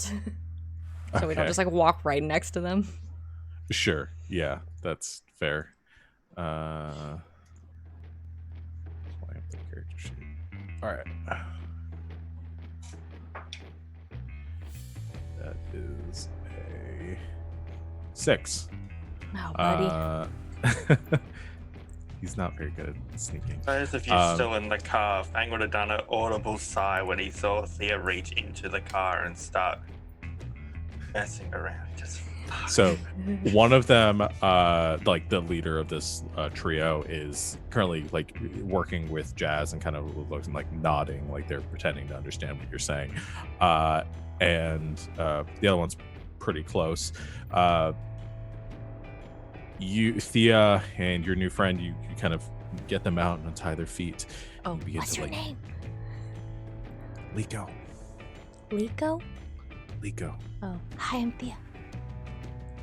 Hi. Come on. It's her pulling him. Let's go. You start going, and as you start to walk, their foot catches some of the gravel on the ground, kicks it up, and it kind of goes falling off the road, causing a little bit of noise. And one of the guy that was actually guarding near the back and was on the other side of the car turns around and sees the two of you. Run. And goes, hey you! Just grab him, start running for the car. Jazz, run! And we're gonna roll initiative at this point. I'm gonna bring us over to our crude battle map here that I put together for this, and I'm gonna have to draw some pretty pictures too. All right, so Jasmine, your cannon is on you, so I'm not gonna do that. Okay. I've got Thea, you are with Liko. This person's back over here with Jazz. This person's over here. I'm gonna draw a little car on the road. Oh, come on. So the car's about right here. And the road goes, well, that's not how I wanted to draw it. Road goes about like that. Pretty. Roll initiative. It's beautiful. Had all these preparations, and then I got a nat 1 on initiative. Oh, you actually started to get really into fixing the car. Get a little distracted. Yeah. Let me. Well, if I can survive the first round, they're all pretty well placed for my flamethrower. Oh, good. That's what I want to hear. Mm-hmm. It's an 11 for Liko. And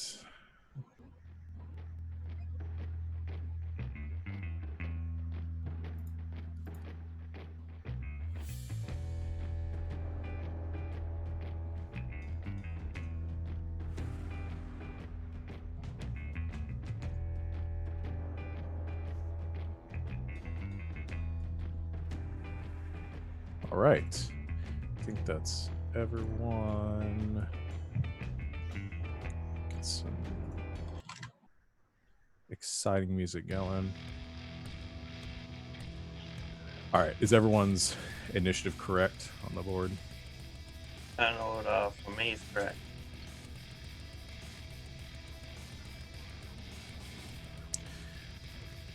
All right. So that'll put Thea. God, you guys rolled bad. That'll put Thea going first. Yeah, I rolled good. You rolled really good. Oh shoot. Well, do they have weapons? Oh yeah, they do. Oh heck. Oh. Well, I don't want to just leave him here. You see two of the guys drawing daggers. The guy that is up with Jazz has like a akin to a post-apocalyptic scimitar on their hip. Oh, good. Okay. I'm going to. Oh, this is dumb. I'm gonna put myself in between him and them. Okay. And I guess I'm gonna attack this guy if he's coming at me with a knife. Okay. preemptive self-defense. Okay. Yep, We I'm call gonna. that known murder as around these offense. parts. I'm gonna just pull out Greg. All right. Oh, that's really good. 24 to hit him. That'll hit. That'll do. Not very many. 9 slashing damage. I'll kill him. Oh no. He's very heavy. Yeah, his body falls like 2 tons of bricks, and just poof, straight into the ground, causing a little bit of an indentation as you slash him across his throat. Okay. So I guess I'll stay there. I look at Liko and go, Okay. "Run, dummy!" All right, that'll be the guy next to. All right, yeah, this will be the priest's turn. He sees you kill his friend and just goes, "No, Frank," and is going to. I think he's gonna go for you. He's gonna take a step away from Jazz, so I guess attack of opportunity if you'd like to.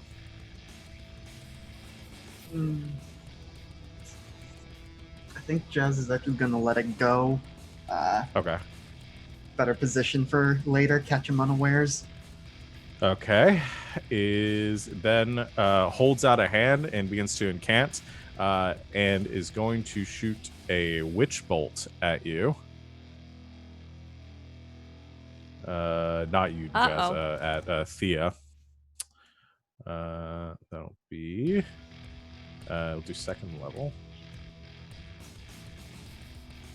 It's a 21 to hit. Yep. That'll be 11 points of lightning damage. And there is a as this bolt of lightning comes striking out and like hits you, and you find yourself almost like knocked back for a moment. There remains this like just barely perceptible tether of electricity connecting you with this man. That is going to be their turn. The guy next, or the woman who was helping with the car, I think go for Jazz, or they go for Liko. Yeah, I think they go running after Liko. Over here next to them, and then is going to stab Liko with a dagger. No, actually, they don't want to attack Liko. So no, they're going to grapple. So it makes an athletics check. Just a 19. And Liko rolls a 14. So yeah, successfully grabs grabs onto him again and like holds him in place. Liko's sort of struggling there. Liko's going to take their turn. They I think they're just gonna do this. They turn around as they're being kind of grabbed and like wrenched around a bit. They go, "Not again, you son of a bitch," and they are going to use a shocking grasp on the person holding them. That's a 12, which misses. So they try to grab them with like their hand, and you see it kind of wreath electricity for a moment, and the kidnapper sort of pushes them, as like holding them in place, holding their hand up by the forearm to keep them from making contact, and the spell fizzles, and that will end their turn. Fang. Oh hi. Still not sure if the kidnapped person's evil or not. Because they may be good people capturing a bad person, and we just saved the bad guy. 15, 20, I'm gonna run up here. I will do cure wounds on my little friend. Oh, so I should probably roll for that, shouldn't I? Probably. Your wounds, level 1, and then you can add 3 to that, so that's 14. I can still move 10 more feet. I'll move 10 feet. I will point at the dude which bolted my little friend, and I will shift into partial werewolf form to look scary. Okay. And that is All right. That is my turn. Fang's turn. Shellac. Okay. Excuse me. So I think I'm going to move my full 35 feet. So I can move to here. And can I hit this guy with a radiant sunbolt? You certainly can. And I want to do that. All right, make your attack. That's a 17 That'll hit. for 6 radiant. Still alive. Not looking good. Okay. I can do it again as a second attack, right? Or So not with your bonus, unless you spend a key point. right. You got your bonus action strike, but you can just use to punch right now if you want to. If you want to do another sunbolt, then you have to use your key point to do. Okay. All right. You can do 2 more, I think. Yeah. I cannot get not within range to do another attack, so that's all I can really do right now. Okay. So. That will end Shellac's turn. Nyona. So, like, off the road, is there still land, or is it like a cliff? No. There's still land. It just kind of Okay. like drops off a little bit, like a mounded roadside. It'd be difficult terrain, but you can walk Okay. on it. I'm gonna get there, and then I'm just gonna shoot my short bow at the person holding Rico. Which I did give you the infusion to turn it into a +1 short bow today. Okay, thank you. Cool. I was gonna ask about that. So +1 to attack and damage. That's a 16 to hit. And you were going for this The one? guy holding Liko, yeah. Yeah. Or the idiot man. Shoot. The short bow. I was doing this last time and I've completely forgot what the short bow damage is. Sorry about that. No, it's good. It's a D6. It's a I D6. think. Okay. Yeah. I also have one. I need to write it down again. So 5 to hit with the +1. Or Okay. 5 damage. That will kill him. Cool. So as they're grabbing on Liko, holding their arm in the air, that's like Liko's trying to grab onto them for the shocking grasp. Suddenly, an arrow just streaks between their arms and embeds itself in the side of this person's neck, and they just like cough a bit and then release them as they fall to the ground. And Liko kind of freezes for a second, looks back, just like shit. All right. I assume that's it for Nyona. Jazz. All right. Your For turn. my action, I'm going to shoot a puddle of grease at the leader's feet. So just like Okay. a 10-foot square around them. Just like that 10-foot Okay. square. So that's going to be a dex save from them. All right. Dex save. That's a 22. Jesus. Well, they don't fall down right now, but they're still in there. Yeah.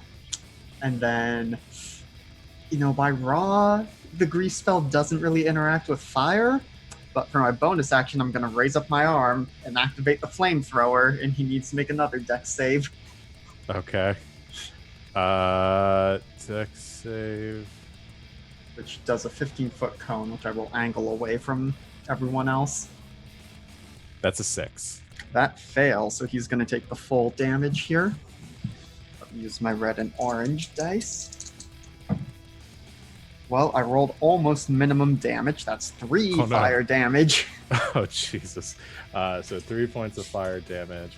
And the grease is on fire. I'll say, like, that'll be a damage at the start of their turn sort of thing. The This fire area does is now ignite in any flame. flammable objects in the area that aren't being worn or carried. I think grease is flammable. Yeah. Yeah.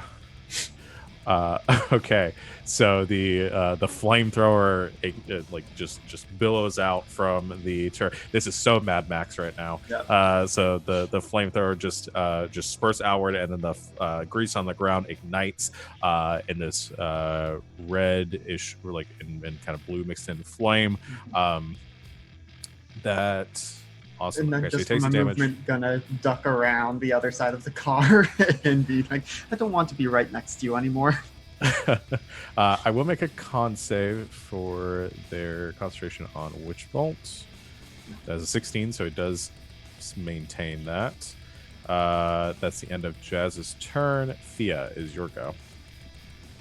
Okay, I'm gonna look at the guy that's in the fire, and I'll point my sword at him because we're all standing here very scary, and say, "Walk away or you die like your friends." Okay. Make a intimidation check.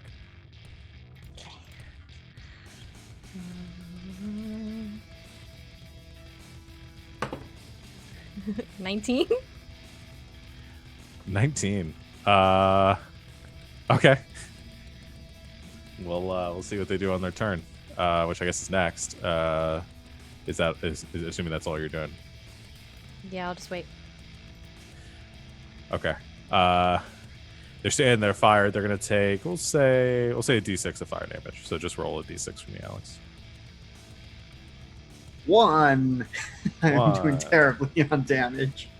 As Star turns are in the fire, they do they do step out of the flames, and they're kind of like looking at all of you now. The werewolf fang that's standing there, the you who just murdered one of their friends in one hit, their other friend that got murdered with an arrow, and now seeing they're grossly like outnumbered, takes a step away and looks around, and then goes kind of Dukes of Hazzard sliding across the hood, trying to get into the car to drive away. Right That's not next what I to said me. at all. Yeah, they're going right next to you, and Well, then they somebody's are not gonna following the rules. try to get into the car. So in they would that have to go case, through. Yeah, I will whip out my spear and try and stab him. Okay. Well, I assume a 5 does not hit. So far this session, I've rolled a 20 and 1s and 2s. Jeez.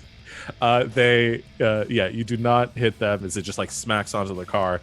They get behind the wheel and begin to like crank the car violently, and it does sort of roar back to life a little bit. It's like sputtering, kind of jolting. The car starts to move forward, but because of like the damage, it's not moving very quickly. So that's all they can do on their turn, is they're beginning to try to make their escape. Now, does the car move into the grease puddle?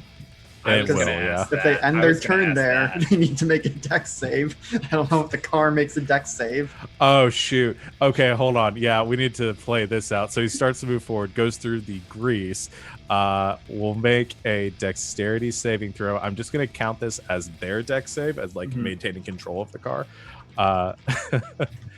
Let's see. Dexterity. That is a... Come on, load.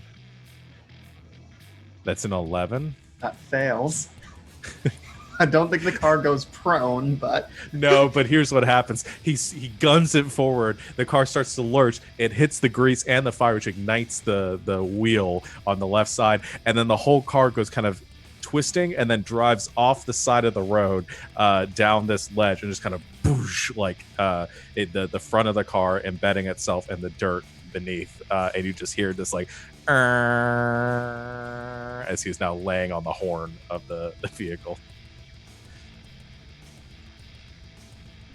Well, I think he's Alright. done.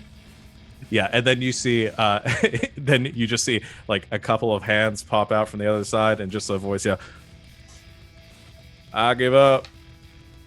I said run! Dummy. He gets out and starts running. Close. Doesn't have much movement left. Are you guys going to pursue or try to grab them, or are you actually just going to let them go? I think let him go. I'm not planning on chasing him. How far? Where is he right now? He's somewhere over like here. Okay. The car ended up like there.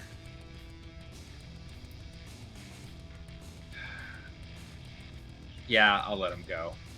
Okay. Yeah. Well, this Sesame Street style map that we've got going on It's here. very good. Thank you for drawing the fire. All right. And he goes running off. Well, that went Really? worse than I expected it to. We really need to talk about letting people just get away. He's fine. Hey, are you okay? Lee was like looking a bit freaked out. They got a bit of blood splatter on the side of their face. And he's just like, yes, Sorry, I thought he was gonna stab me. I'm alive, right? Yeah. Still in wolf form. I want to walk over and ask if he needs healing. It's okay, he's friendly. Nope. Nope, I don't. Hey, why were you kidnapped? I don't know. I just got kidnapped. Do people usually give a reason for kidnapping Well, people? I mean, I don't know if you're like really rich or important or something. Yeah. Or a unless you have criminal. Information. Are you a criminal? I'm none of those things, Great. as far as I know. Who are you? My name is Liko. I don't know. Like I said, I'm not. I've been doing some work here in the valley, and I got jumped by these assholes a couple hours ago, and they were taking me to. They said Her Majesty. I don't know who. Anything other than that, but they. I just got jumped on the side of the road. That's it. Do we have I it? want inside this. Yeah, I was gonna ask. Can I do an insight? Yeah, sure. That's a 10. That is a 14. 14's not bad. Yeah, I mean they're freaked out right now, but you don't get any indication that they're hiding anything from you. They're just a little wary of all these strangers who just rolled up in a truck, murdered 2 people, and then started grilling them on. Do we have a Oh no, queen? he's far away from the fire car. He's not being grilled right now. Boo. Do we have like a queen I don't know about? Would I, with my proficiency in history, have any idea who this queen might be? Yeah. Okay, so with your proficiency in history, I'll just give it to you because it's not interesting if you don't succeed on the roll. No, there's no queen currently. Historically, there have been lots of queens, but these days and age, no. I don't know who would have answers. And I'll look off towards the guy running away. I mean, I don't care that much. I mean, we do have a car. We could probably catch up to him. You can so go we'll get try him to if you drive want. after him. I can Oh, run you're really trying to make fast. me play fetch again. See, everyone's It's trying to not make me play fetch. fetch. Noah's right. Make you You do You just see anything. this guy It's at the your distance, just like. idea. It's your choice. You two could probably run him down, ask him some questions, and let him continue on his way. We don't Or need kill to do him. the whole hemp or silk rope deal. That's because we only have him right now, the person with the silk ropes can't walk Yep. about.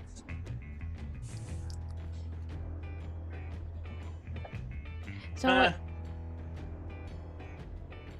your choice. we just I've got- leaving Liko here, or are we taking her with? He's gonna come with us. We are heading towards a town that we can drop him in. Where are you guys going?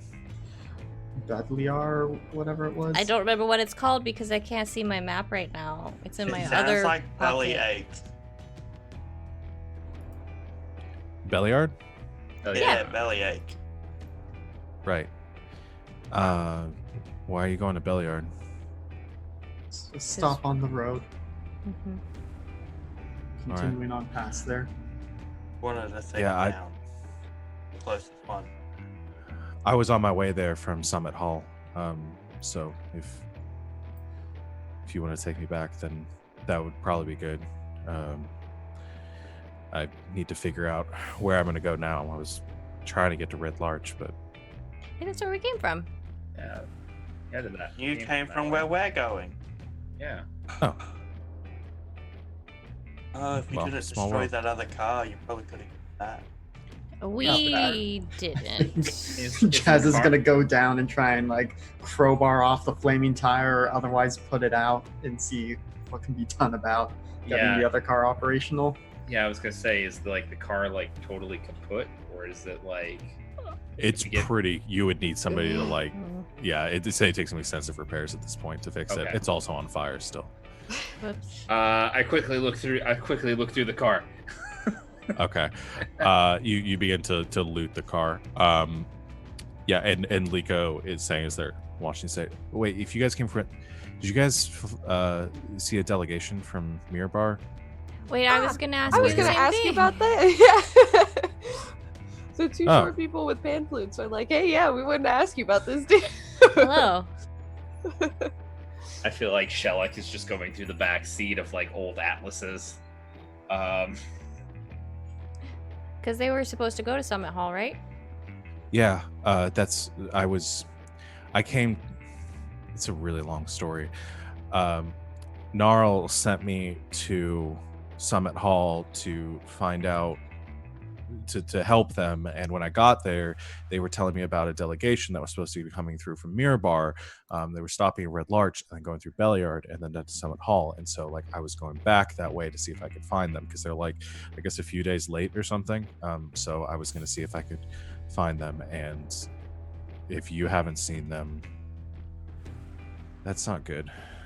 Who's Gnarl? Where? Yeah. Oh, That. that's a longer story. Gnarl is like Gnarl's sort of the voice in my head. They're like a Oh, guy. okay. They're like okay, Sweet. good. That was actually shorter than the other one. All right, normal people ask more were you questions when you about got that. kidnapped? Huh? Whereabouts? Had you reached Bellyache before you got kidnapped? Yeah, I had just left Bellyard. I was just a couple miles outside of town. Did you ask in town about this people? I did.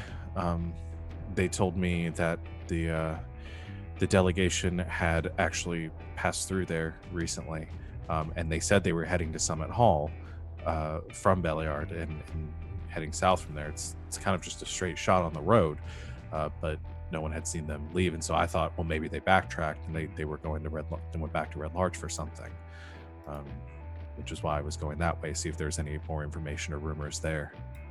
Nope. That's not- They must have gone off road. That's not good. Or you missed them. I guess that's a possibility. Maybe you were talking to the voice in your head and you just walked straight past them. I don't think so. I mean, I guess it. No. It's possible. And I'll just start gesturing him towards the truck. Okay. My Wait, are arm you guys- around him. Just start walking towards the truck. Okay, so you guys are gonna all load in the truck and then go chasing after this person. All right. Well, assume this Oh, conversation has happened. Oh, I Or- don't No, think- we're not chasing No, the I think they person. gave up on Oh, that. okay. Okay, you did Yeah. give up on that. Okay. I am remember. definitely trying to loot the car. Yeah, that's right. You're looting the car. Okay, yeah, you look through the car. You find a couple of things very quickly as you're looking through it. There's some weapons that are kind of stashed in the back, a couple more daggers. There's also these like darts that are in this like leather pouch back there. You can grab a couple of you can grab one of the bags of those, and you find a, well, no, it wasn't in the car because the guy was wearing it. So yeah, you don't find anything else back there. So just a couple daggers and like a bag of darts. Darts, yeah, they're these like iron, like they have these weird like iron like, what should I say, like spikes at the end of them, or both ends. But otherwise, yeah, they just function as normal darts. Okay, and then nothing in the trunk or anything. That's it. Not really. Okay. Yeah, I kind of pop out of the car and I go, I just found some knives and some throwing dart things. Anybody want a dagger?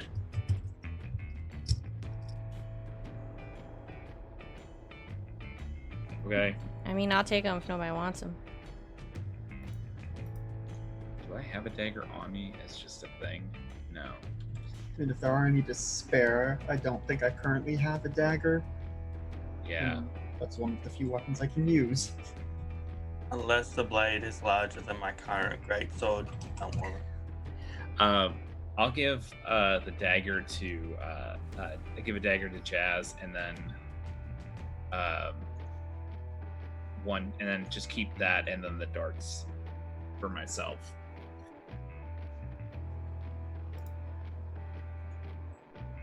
Is that nose pierced? In that picture, maybe. That's just art I found online. So I didn't make it. It's like they've got a nose stud. Well, come on, let's get in the truck.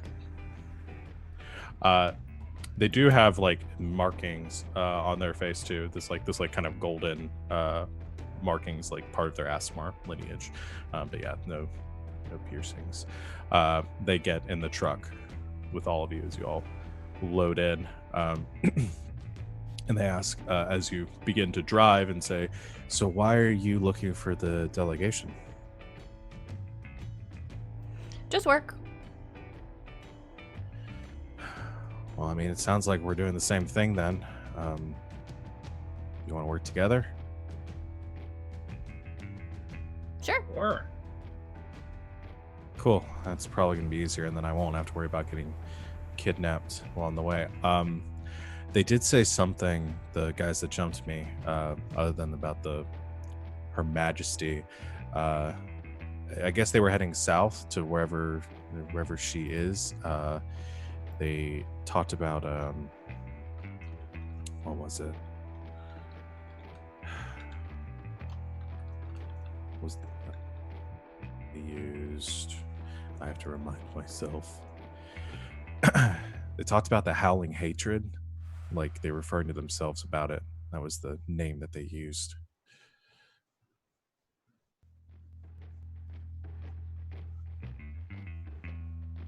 It is a rather melodramatic title to give oneself. Better than the Mud Sorcerer.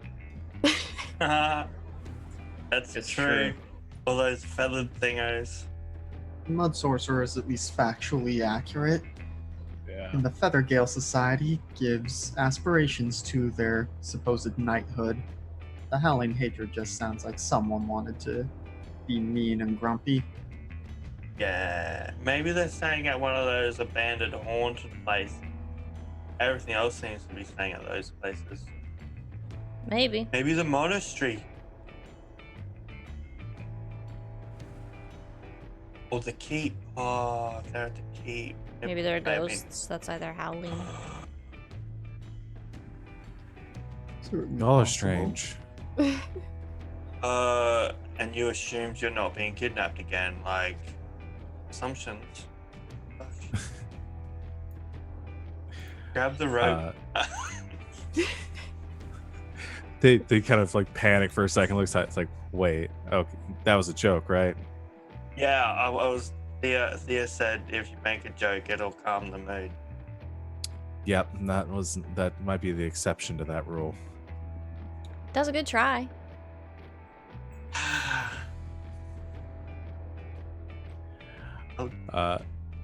Try. Okay. Anything else while you guys are driving? Thea's just asking him random questions. I guess Okay. one slightly more pertinent questions. Not that the random questions aren't interesting, but do you know what the delegation was for? We have heard that they are a delegation, but from who, for what, for why? Who were they meeting with? From what they told me at Summit Hall, they were traveling. I mean, they had a lot of different people with them. I mean, there's part of the reason that they were all just traveling together. I mean, as far as I know, they belong to a lot of different groups for a lot of different reasons. But I think they were transporting something important. I don't exactly know what. And they were taking it to Summit Hall to have it, I guess, like inspected or blessed or something.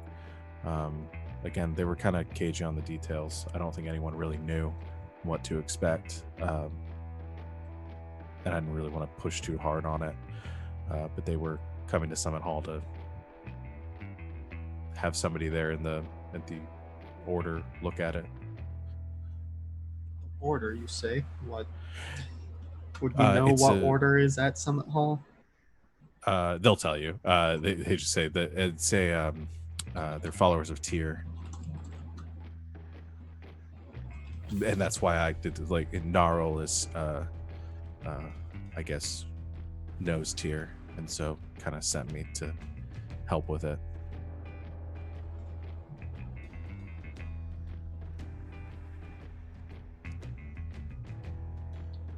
I mean, we're a delegation.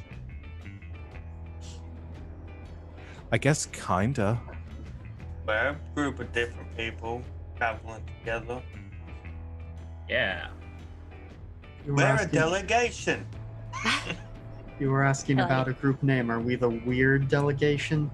Or just the capital THE delegation? I like it. That's not going to get confusing at all as we keep referring to the delegation and the delegation in this game. Well- Once we get rid of the other delegation, we're good. We're You're not gonna getting kill rid them of now, them. yeah. We're trying to No, I'm find saying them. Yeah, I'm just saying when they complete their job, they should disperse I and not guess. be a delegation anymore. What do they have to delegate? What do we have to delegate? The law. Safety and justice. And money. I get to delegate these fists, and I just shoot into the air a few times. So no, go ahead. Is our truck open? Is it an open bed truck? Is it completely enclosed? Because did Shellac just shoot two holes through the roof? Good It's point. out the the roof. window. I kind of like the two holes in the roof, but yeah, we can say it's like an open bed truck out in like the back. You have like an enclosed cab. It's basically a very large pickup truck. You guys head over the stone bridge, which is a difficult drive, especially if you. I mean, basically, it is What do you the mean, exact. especially for me. I'm amazed. Well, you're the one actually driving it. The bridge is about the same width as the truck, and it has no railing. So you wouldn't want to be doing this in difficult weather. Right now, it's pretty temperate. So I'm not going to make you make a check or anything, but it is you take it slow and are very careful as you head over the bridge. You eventually make it to the other side, and in the distance you can see Belliard as you approach. It's a similar settlement to Red Larch, maybe a little less fortified as it abuts some of the hills and kind of has a little more like natural defense to it. But it has the same kind of a lower metal patchwork wall that surrounds the town. As you come pulling up, they do have, like, I guess, sort of like a cattle ranch outside, some beasts that they've been able to corral into a pretty well defended little pasture. You drive past that and up to the gates of the town, kind of moving slowly through, many of the other the denizens of the town moving out of the way as you head inside. And Liko says, I spoke to a few people in town already. I mean, I can introduce you to them if you want to ask them any questions. See if you can find out more than I did. I believe that would be most helpful. Thank you. Okay. There's a guy named Nesher who works at the inn kind of up the road here. If you guys want to pull off over there, I'll introduce you to him. And you follow Liko's instructions and find a place to park your truck, and all of you sort of climb out as you head inside the Watchful Night Inn. It's a lot like the Swinging Sword, maybe a little more well attended. There are some more patrons inside, travelers moving through Belliard, as it seems to be a more central town to this region. As you enter, Liko gives a wave over to the person at the bar. Say everyone in this game is human, so I'm recoloring some of it. Say an orc gentleman named Nesher, who's tending the bar. Gives a wave and says, Liko, what are you doing back here? And Liko walks up and says, I got jumped just outside of town. The guy, Nesher, says, no shit. I told you not to be going anywhere by yourself. You should have waited until I could send someone with you. He says, I know. These guys helped me, though, and if you want to... Well, they're, I guess, in town for the same work that I was, and I guess if you want to... They might have some questions for you. Everyone, this is Nesher. He owns the place. Hello. Nesher puts down the towel he's using to clean some of the glasses and leans up against the bar and says, if you'll help Liko, I'll give you some drinks. What do you want? Whiskey's all around then. And he begins to pour glasses for everyone. Says, so y'all are looking for the delegation then? I take it. Yep. Indeed. All right. I can tell you what I told Liko, but I don't know if I have anything else except for that. I do have one, but after you left, Liko, I was talking to Howard, one of the, well, you don't need to know, but he came in and told me he had found out some information too. But what I told Liko is I spoke with some of the delegation when they came through, they stayed here. Met a few of them. Nice folk they seemed. They were telling me they were heading south to Summit Hall. They had a box with them, like I don't know, 5-6 feet long. Kept it out back. Let them keep it in a shed. They had someone watching it almost the entire time. I don't know what it was they had, but they said they needed to bring it to Summit Hall, and it was pretty important. The bit that I learned later, Liko, is I was talking to Howard, and he said that Senya had seen somebody that was watching them almost the entire time. Some strange, like, monk or something wearing a golden mask, hanging out in town. Nobody knew who they were or where they came from. I haven't seen them since, but they were kind of creeping on them while they were staying here in town, and then they left shortly after.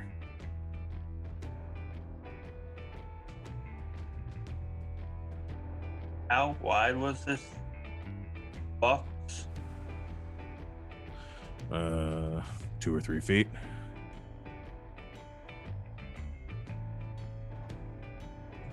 Are we just going to refer to this box as a coffin? Was it a coffin? I don't guess it could have been. They could have had a body in it. I don't know why they'd be carrying a body like that around.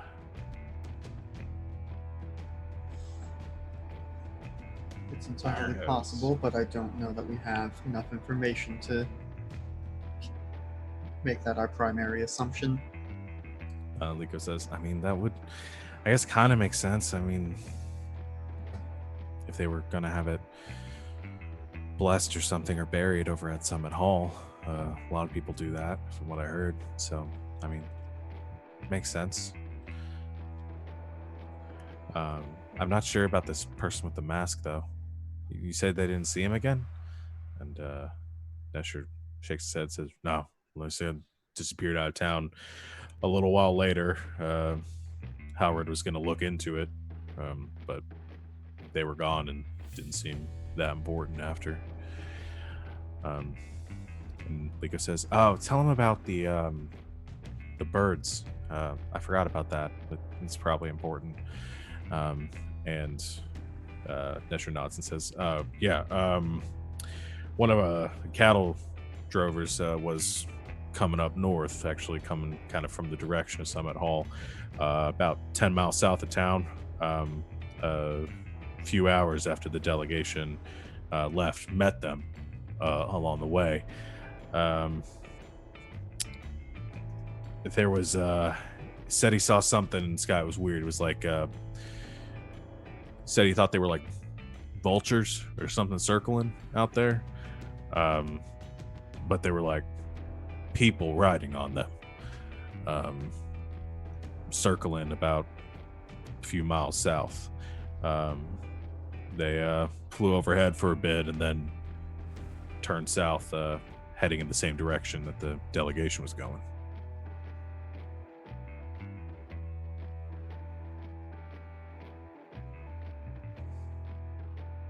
Interesting. Are you sure they were vultures?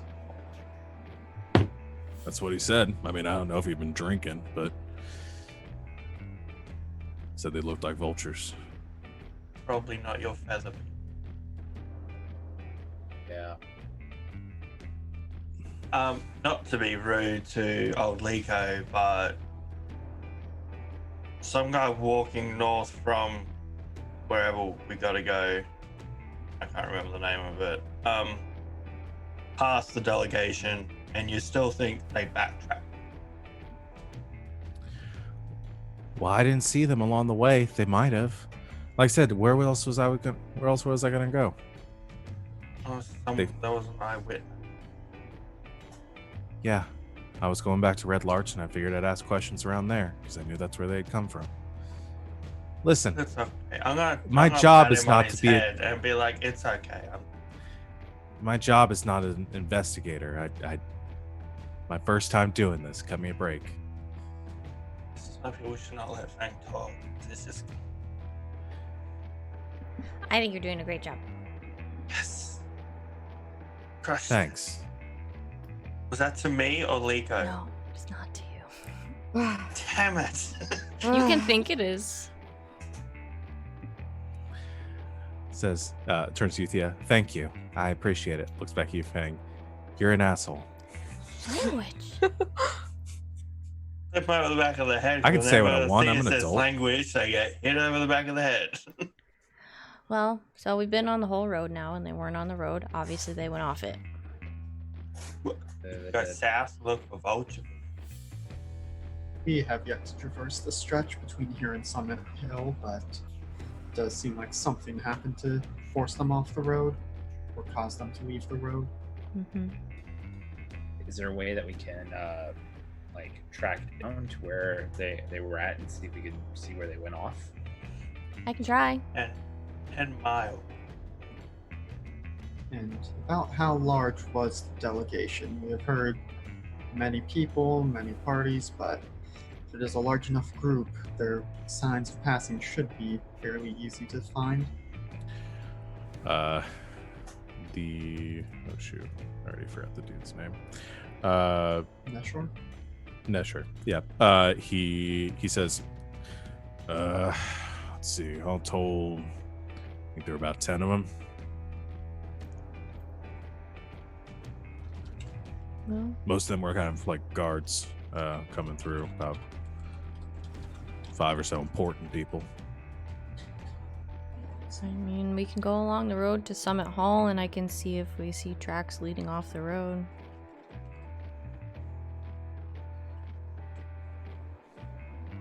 I can help with that too.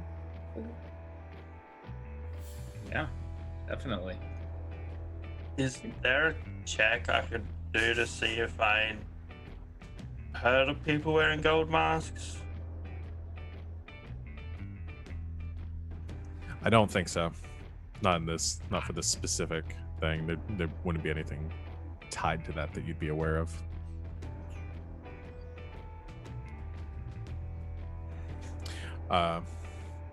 Goes kind of looks up and, kind of like mid-afternoon at this point, says, I mean, we probably could make it out there. I mean, we could probably make it to Summit Hall before the end of the day and check out the stretch of road, see if you see anything between here and there. I think we should.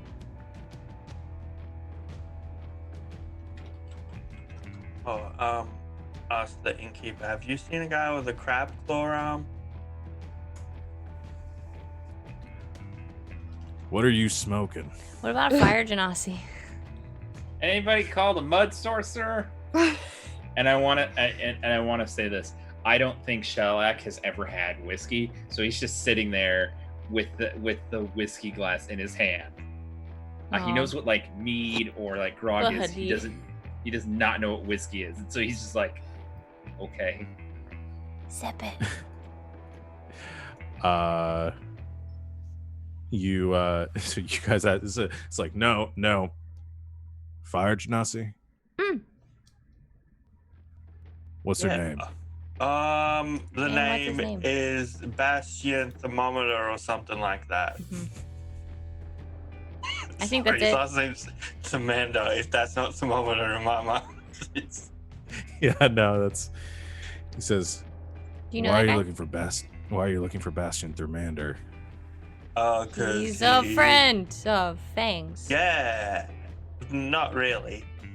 Well, if that son of a kind bitch of. is a friend of yours, then you're not welcome in this town. No, look, Okay, I've been I given a lied. contract for the death or capture of a ruthless murderer.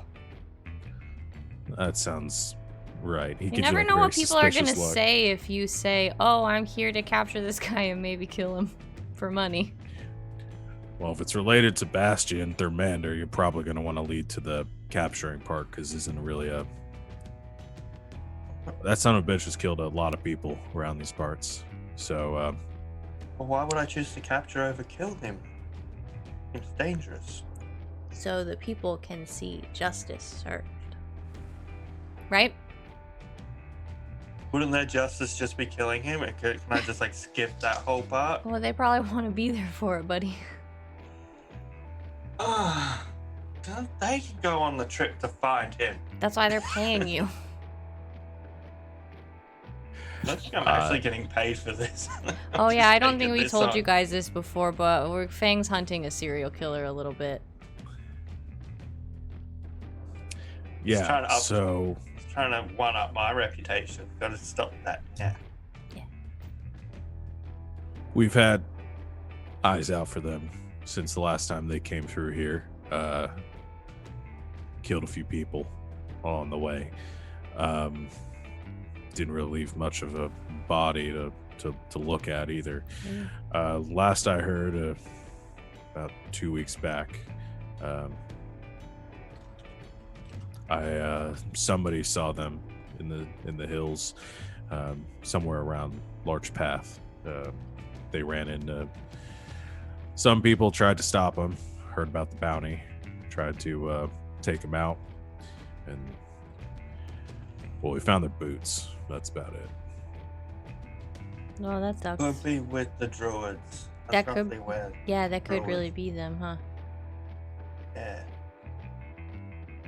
He's got a twin. Listen, if you're gonna go after this guy, more power to you. But I Oh, you're really the wouldn't same recommend it. If we do, can we come back for more whiskey? Sure, Yeah. you take them out, you get all the whiskey you want, but just be careful. They're pretty powerful, from what I've heard. We're pretty powerful ourselves. And if Kinda looks Soup's you not over. drinking his whiskey, I want to take it from him if he'll give it. No, I want to drink it, but I'm gonna roll a Constitution save. Okay. I got a critical fail. Do you just spit it out immediately? I immediately vomit. Aw. Yeah, it doesn't agree with you. Aw, Soup. I can't believe that was gonna happen. You handled it worse than our 3-foot gnome friend. I'm no stranger. to- Fiona just fucking knocking him back. Well, anyway, we're sort of looking for that guy. You guys don't have to come if you want. He's pretty scary. It sounds like you need backup. Yeah, the more the merrier. Oh, have you met us? We don't need Yes, backup. you need backup. You don't need backup. DMA. Want backup. We throw rocks at people. Well, I like having backup, but I don't just want to assume that everybody wants to go hunt down a serial killer.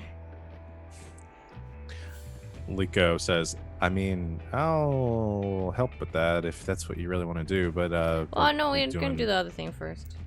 You're All not right, a cool. part of the delegation, Liko. Is he Fine. a part of the delegation? Liko? Yeah. No. We're going to have to be more Oh, specific. Oh, you about mean this our- one? The Yeah. delegation. Yeah. Oh. I mean, if you want. Sure. I'm a little confused which delegation we're talking about, but I think This I one. follow. The This delegation. one. The whiskey Gotcha. delegation. The whiskey delegation. We Okay. have to Yeah. decide on an adjective. That's the think name of everything- my Montgomery Gentry cover band. We just Think need it- to resolve the other delegation, and then we're the only one.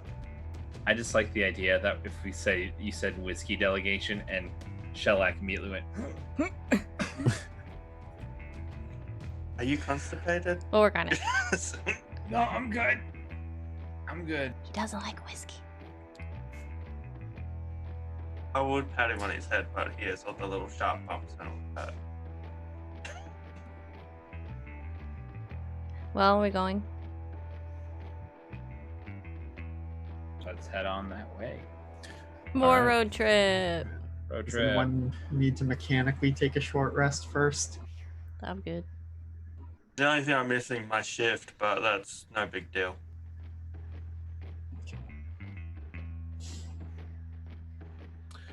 All right. Hopefully we don't find any you- more kidnappers.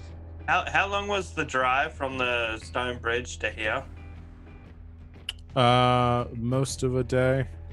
Oh, from the stone bridge to here. Not very long. Maybe like 30 minutes. Okay. We're Let's- driving 10 miles out to where old mate said he saw the vulture people. Do we want to do that? We should probably continue the search along the road to Summit Hill while we still have light. Let's do it. Let's do it. All right. So you load in the truck and you begin to drive south. Can I get perception checks from everyone as you are looking out for any signs of everyone except for Fang, who is driving? Keeping an eye on the road. Which you should. 16. Can I do survival since I'm specifically tracking? You can do survival once you find the tracks. Okay. Yeah. That's only a 9. too busy tinkering in the back. Got a 14. 24.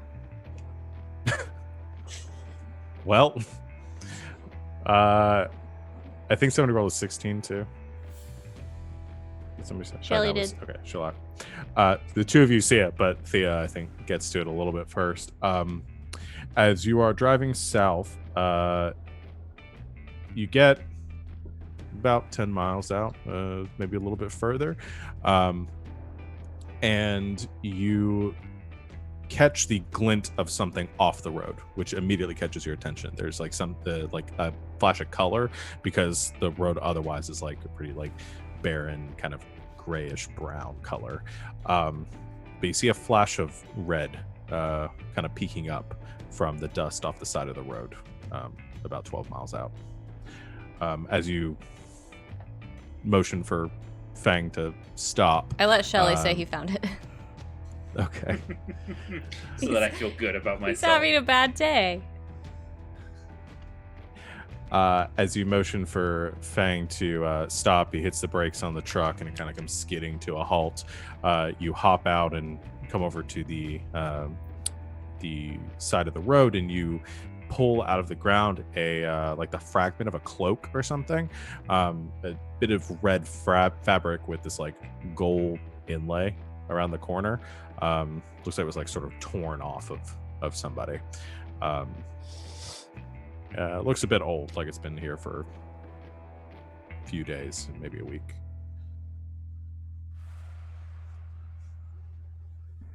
Does this look important? There were fancy people in the delegation. This could belong to one of them. Like, how long ago were they late?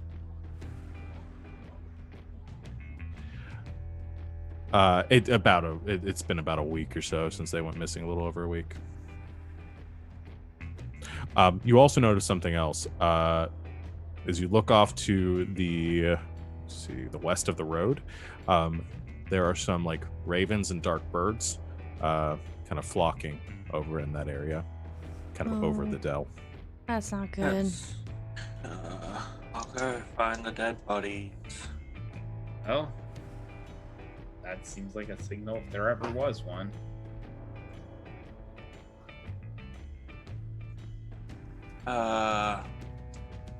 Go track over there.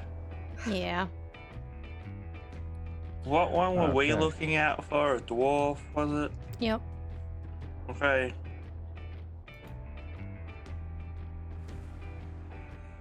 All right. As you head over that way, eventually you crest the to a small dell about a mile off the road, and what you see there, kind of scattered amongst the barren, this like sunken barren land, you see about let's see, yeah, you see about five, close to half a dozen dead soldiers lying on the ground, being picked at by carrion birds. Oh man. They seem to have black surcoats bearing the emblem of a red axe that you can see, which you would recognize as belonging to Mirabar. As you approach, you can see that a lot of them look like they've died from injuries sustained in battle. You also see amongst them some lying in small craters or jumbles of broken rock. And abandoned nearby are a few broken and mostly destroyed vehicles that are looks like they've been kind of like pushed out of the way here. And next to one of them, you see some like crates and things that seem to have been transported in the beds of some of these trucks that have been like busted open on the ground by the wagon. And nearby on one of the hillsides, you can see two rock cairns, one large and one small, on top of one of the hills.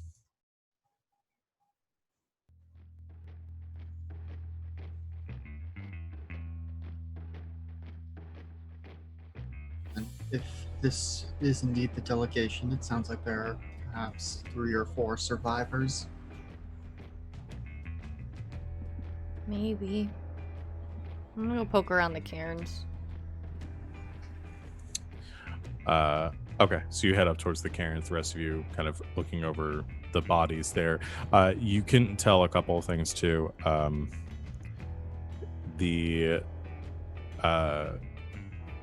The bodies and stuff, they look like they're probably soldiers, maybe the soldiers that were traveling with the delegation. As you head up to the cairns, you can see they're pretty fresh, probably around the same time as the battle.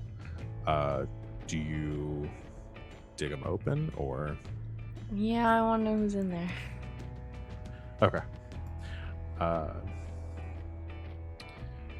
You take some time. Is anyone helping you with this, or is it just Theo doing this? I'll be helping. All right. You dig up the cairns. There's 2. There's one large one, one small one. In the large cairn, you open it up and you find the bodies of 5 dead bugbears. Whoa. All of them wearing black leather armor with a strange triangular symbol on it. I can show you this. Can I cut that symbol off one of them?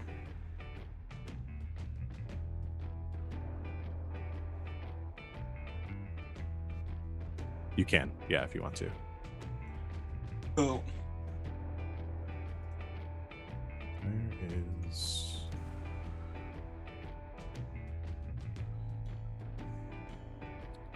See, I don't know why they would give me this handout because it has a name on it that I'm gonna have to change. Okay, let's just do this. Maybe we were supposed to have found out something else first. No, I think this is just the game. The coding for Roll20 being. All right, I will just show that to you. Hey, that was on the thing. Yeah, that was. Yeah, it were. On the ball. Yep. Yeah, it was one of the weird symbols with the dark sigil.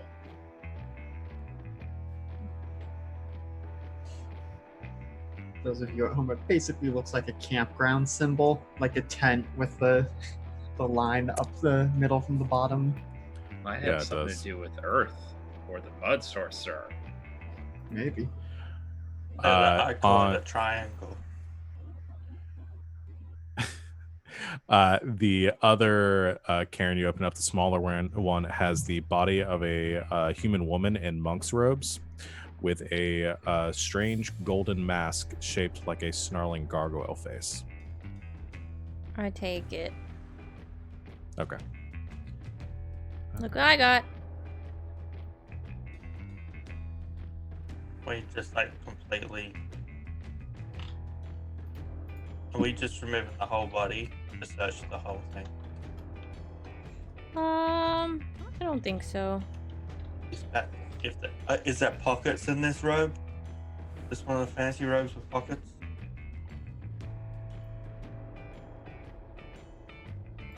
Is there anything else this lady has on?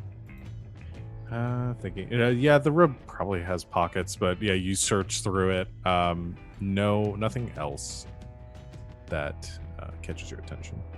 Well, it's not who we were looking for.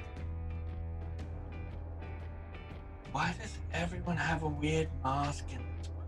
I don't know. Bunch of These weird fake cults. ones.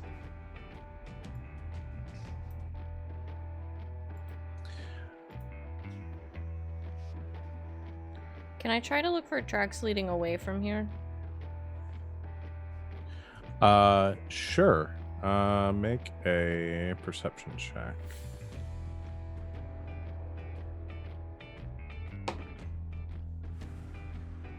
24. 24. Yeah, you search around this little dell here, and you do find they're pretty weathered. It's been about a week, and with dust storms and things moving through here, you can't. They're very hard to find. But you do see some signs of something being dragged off from here, and and the signs of people moving out on foot to the south. They went that way. On foot. From where we do were it. standing. You muted yourself, I think. There we go. Sorry. From where we were standing looking at the bodies with the crates that were broken open, could we see if there was anything left in there? Or would we have to go down to look at them? You can look to see if there's anything left there. I mean, you don't have to like go down anywhere. You can walk down to it pretty easily. You root around through it.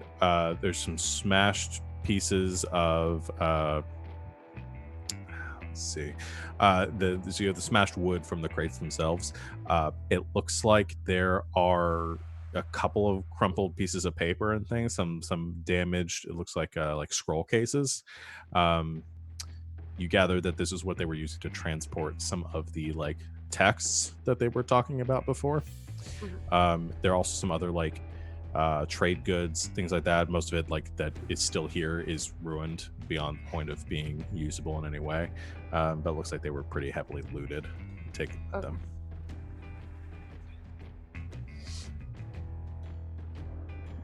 Ah, dang.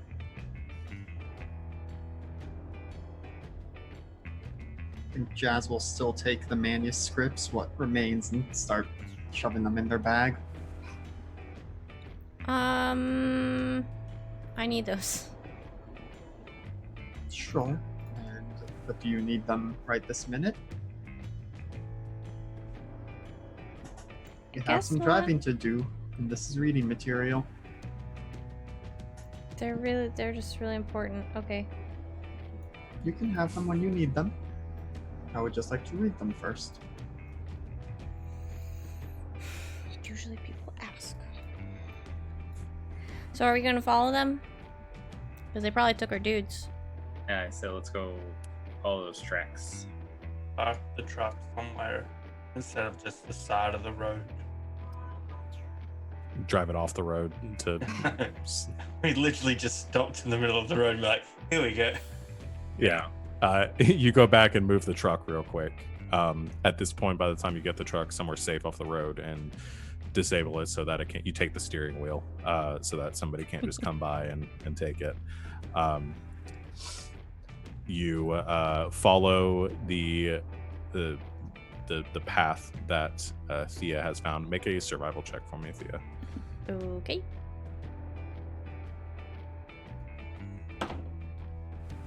Um, 18. Okay. You follow the path south for the better part of the evening, following this as the sun is beginning to set. It takes you a pretty long time to follow this trail, but you keep up with it pretty well. Eventually, however, it stops as you look over a cliff face, where you can see the trail continues down like a path that leads down from the cliff, but at your current vantage point you can see that you're now standing over the river that cuts between the Somber Hills. At the bank of the river, you can see signs of there's some movement, some torchlight down there, as if there is somebody down there that is has made up a small camp, and there is a ferry boat that is kind of banked off of the river. On the other side of the river, off in the distance, up on like the cliffs, you can see another path leading up from there, up in kind of directly across from you, and perched amongst the hills and these sheer rock faces, you see a gray stone monastery moving in the darkness. And that is where we're going to end our session here for tonight. Give because anything else would put us way over time. So yeah, we're gonna call it there. And as you guys have located a trail on the heels of this delegation that has gone missing, you are set to see what might have happened to them and who might have taken them. So yeah, we will be back next Saturday to continue our campaign. That'll be the 25th, same time, same place. Thanks everyone for playing, and thank you anyone out there for watching. Do you guys have anything before we get going? No? All right. Well, like I said at the top of the stream, we do our announcements. We have lots of great shows on this channel. You can check out our schedule below here on Twitch. Our next game is going to be tomorrow at 4:00. That'll be Slang 101. That's a Monster of the Week campaign. Savannah runs every week. You can come hang out with us for that. We're getting into a new mystery. There's been some time travel, so it'll surely be exciting. You can join us throughout the week for lots of other streams following our schedule. And then I will plug, we have one new show, or old new show, coming back this week. You can join us on Thursday for the return of Wild Space at 8:00 Eastern time. We're picking up after 2 years to see what happens after the dramatic events of our last session of this campaign. So definitely come hang out with us for that. And then yeah, all sorts of fun stuff for you. Follow us on Twitter, follow us here on Twitch. If you've been hanging out, please come join us for all sorts of other streams. We've got all sorts of updates when we're going live. And then join us on Discord. We do most of our talking there. You can talk to us about all of the games that we're playing in, live react to shows that you're watching in our VODs, things there. Join us for video games and all sorts of other fun stuff. I think that is it. So I will thank my players for joining me here tonight. Thank you everyone. I'm stumbling over my words. Thank you everyone out there for watching. And until next time, good game and good night, Internet.